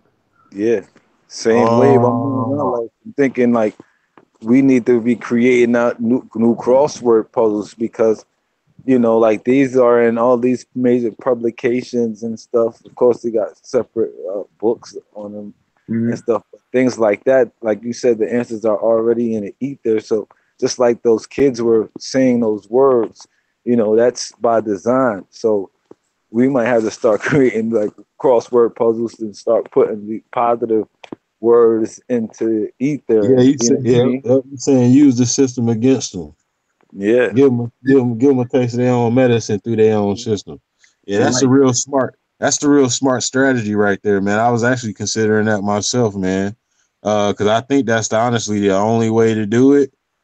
To be honest, I think that's the only way to medicate the problem. Now, I just want to add some authenticity into what we're speaking of for you guys, or for the people out there that's watching. There is no original thought form. You know, you react to your environment, and the thoughts that you pick up are from as a result of the action that created it. So when we start thinking, have you ever said something that it's been silent, you know, between you and your friend, and then you and your friend speak at the same time, and you're like, okay, sorry, you go first? Or have you ever said something and the person was thinking the exact same thing? Well, if we do that in mass numbers, then when we're raising our own vibration, that vibration, it carries. It magnifies, yeah. So we gotta. What I would like to do is, it's hard for me to dedicate it to, but like I would like to start up a weekly stream or something where we only just positive words, mantras, and then we get the whole chat to repeat us and type it in the chat what we say. Now that sound dope. Yeah. Yeah, that's one way to that's a way to put positive energy out there, man. Well, I don't know any other way that anything is created other than the mind. Yep. Everything starts in the mind. Always the And mind. you got to think about it like this. Right now, you can say your name in your head without even speaking, and you can hear your voice. You get what I'm saying? Like, Or you can yeah, think or you're gonna something. invent a new Yep. yeah. You know what though? I ask myself this question all the time, bro. Like, 'cause there's people out here that can't hear. Like what? Ask yourself to the deaf person, who is their name for? That's dope. Like, I guess it's for the person that named them. right? Like, it's not even for them. Like, you know what I'm saying? So I think of shit like that. Like the deaf person, like how like what world do they live in? They can't hear nothing, bro. Nothing. They can see everything though. They can see, but they can't hear nothing. Dog. They can see better. Yeah, they can see much better, but they can't hear. Like, that's crazy to me. Or so they could taste more, and you know, in a couple other streams a while back, people were talking about how many senses we have, and they were getting into argument like it matters, like how many senses we have. But I stand to say that there's only one sense.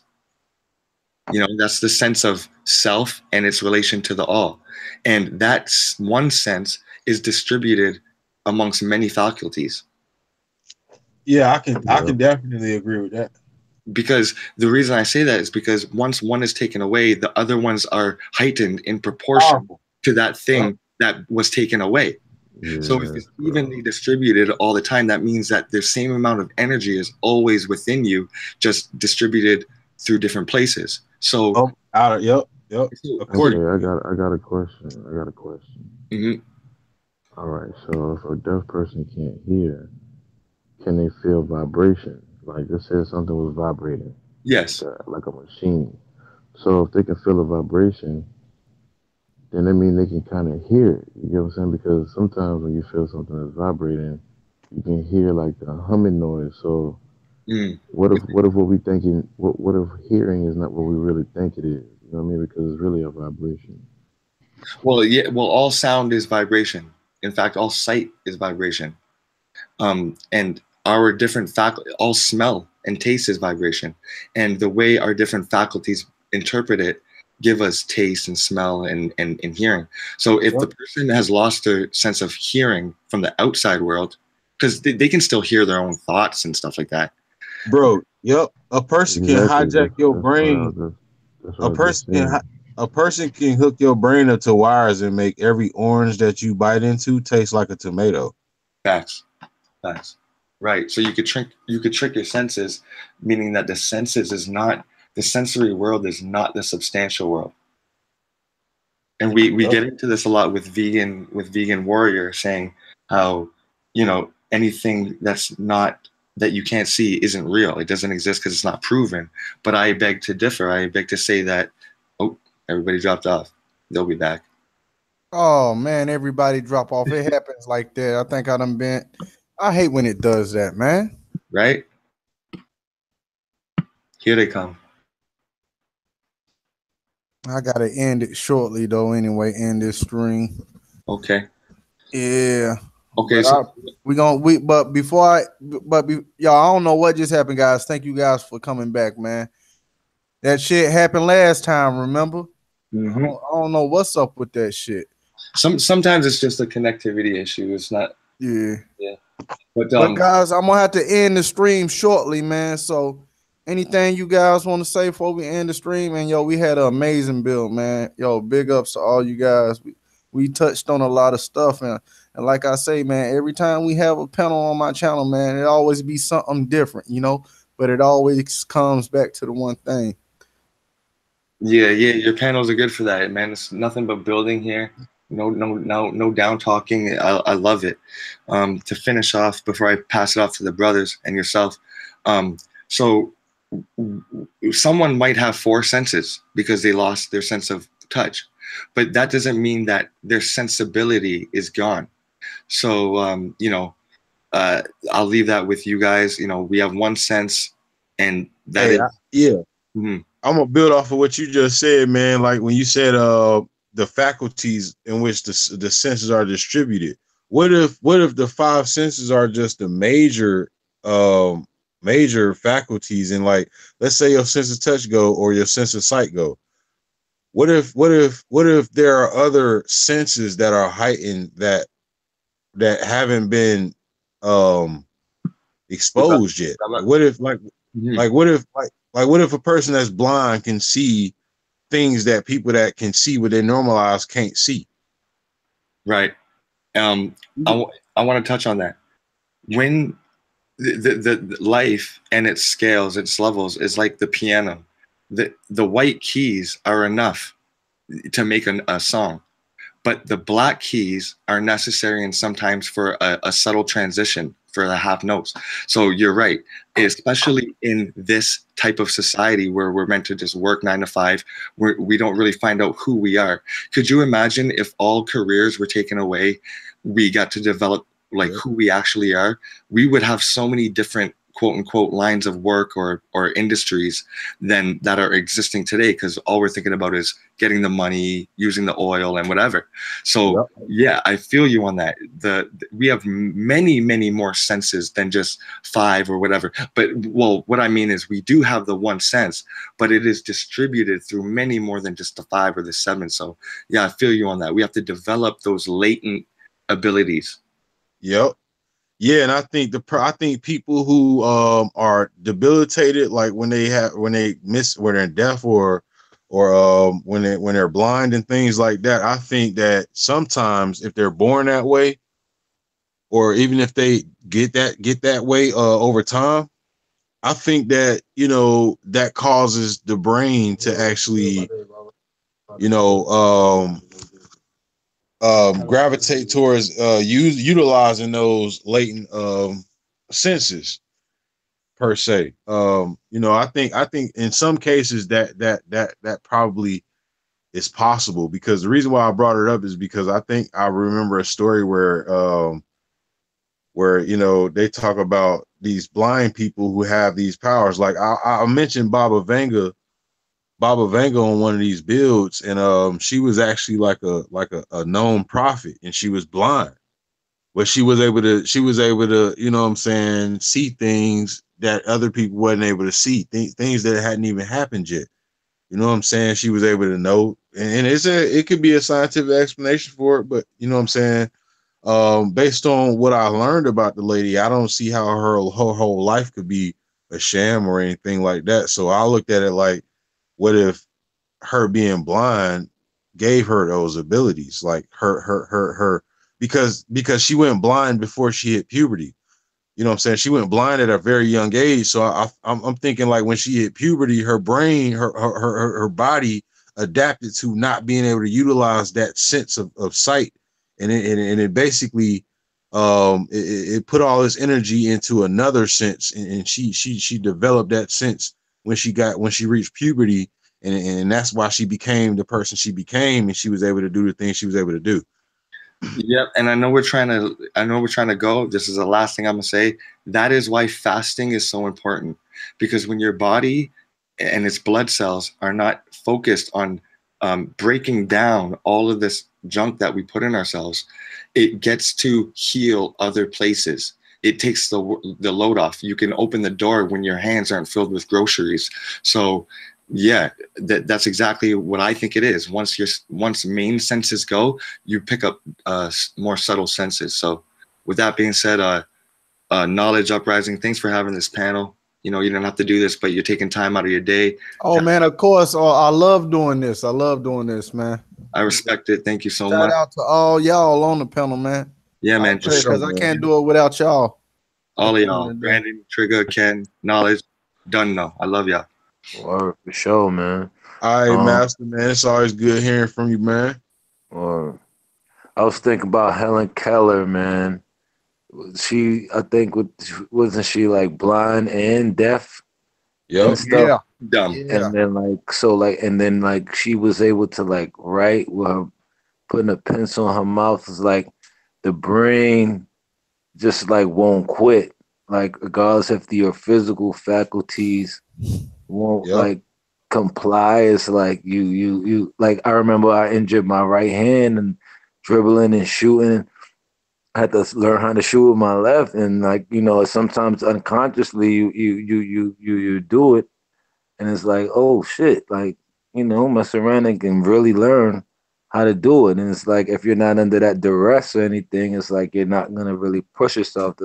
So like Master Peace was saying, that's where like the fasting and stuff like that, you could really tighten up and get in tune, and become more of who you are and stuff. So yeah, man, definitely great build with y'all brothers, man. Most definitely. Hey, Masterpiece, before we go, man, how long do you recommend a person to fast, man, who really hasn't fasted for quite some time, like just a healthy startup, like what I'm saying, just to get the engines running properly and things like that, get the oil changed and all of that with the body and stuff like that, bro. What do you recommend as a term for fasting? Okay. Well, I recommend first trying not to eat until like noon. You know what I mean? And then maybe stretch it till 5. And then have that one meal. And then the next day try to go the full day. Also, another way you could do it is completely don't eat food like on a Sunday or a Saturday, but then eat food the rest of the week, and then one day a week, and then maybe 2 days a week, and build it up until you see how far you can get. You can go all the way up to 40, 50 days if you master it, but it's definitely a struggle, but it is the best thing for you. Once you fast and your body gets to focus on different things in your body, you're going to notice a lot more energy. Wow. To add to that, if I may, you got the waste inside of us. Like a lot of us, like Styles P tweeted the other day, "Yo, take shits, peoples. Most of y'all don't even know that most of y'all ain't shitting. If you ain't shitting at least 2 times a day, man, you basically got problems." So I retweeted it. I was like, "Are you full of shit?" ? Right? Because I would tell people that who, especially people overweight, like, yo, this losing weight shit is really not that difficult. It's really not that complicated. You gotta shit. You're not shitting. Basically, maybe because the food you're eating is hard to come out, but then we're eating, like Master Peace is saying, eat at like around 12 and then try to eat later, because most of the time we're getting up, eating and putting more food, more waste on top of the waste that's still inside of us. So, the beautiful thing about fasting is that we get to eliminate, the body gets to work and eliminate the stuff, get it out. And, because we don't need it to live. Food is like stimulus. And, we also are sustained by like the sun and the air and love and other things. So the less we, put all this extra shit in our body, the better we be, Definitely, man. Like I looked at some shit a while ago because I was gonna start fasting and everything, and it was something called Oxy Powder or something like that. And basically, it's a capsule that you take, and it basically turns into some kind of oxygen solution or whatever, and cleans out your intestines. Yeah, I got it. Basically, yeah. Does it really work like that, bro? My sister shits like once a week, and this thing tells you to take it 3 times a day with 2 capsules. By like the third day in, she was pooing like twice a day. It really, really works. Yeah, man. Like I heard the reviews on it, and everybody was like recommending it because it cleans the intestines, like the healthy way to clean the intestines. Like most ways that they recommend in cleaning the intestines, like laxatives and stuff like that, it leaves residue and stuff like that, and it really don't really get everything out of the crevices or whatever. So I was looking at that and I was like, man, I need to get some of that. Like I think before we fast, we gotta really take a laxative, because the reason why I say that is because some of the foods, like this GMO shit they put in these foods, we don't know what that shit really is. That shit might be an additive to cause an addiction. Like this food might turn into some kind of like bacteria that makes you want more food, which is why we can't fast, which is why it's hard for us to fast in the first place. Bro. It ain't no question. I know for a fact that's what it is, bro. Yeah, Ken. He's saying like might be, and I wanted to say trigger. Like you're so on point. That's exactly what it is. But I think that this is a good build for another night. Definitely, man. We got definitely build on that, man. Yeah, we'll talk about fasting and enemas. Get your enemas. Yeah. Yeah, we're gonna talk about. Yeah, we're gonna do the health stream next, man. We got to really touch down on health. One of them. Touch down on health, man, because yeah, man. And we gotta talk. We gotta build on cigarettes too, man. I'm a cigarette smoker, y'all. I'm gonna be honest. I'm smoking. I just got done smoking a Newport. I need to quit. I'm about to quit, man, and I would like to build on that, because I think that's gonna help me. That's gonna help me get to where I need to be when it comes to cigarettes. Like, I think us building on the shit gonna eventually get me off of them motherfuckers the right way. You know what I'm saying? So that's just me putting my 2 cents in. A little something about me though, man. Like, I'm really serious about getting healthy, man. I think vegan is a good route. You know, I ain't gonna lie to you, man. I'm scared of it though. Like, I'm scared to go vegan. The reason why is because I mean, I've been 20. I mean, I'm 28 years old, bro. I've been eating meat for 28 years. Like, it's hard for me to just throw that shit to the side and say, same with me, brother. Same with me.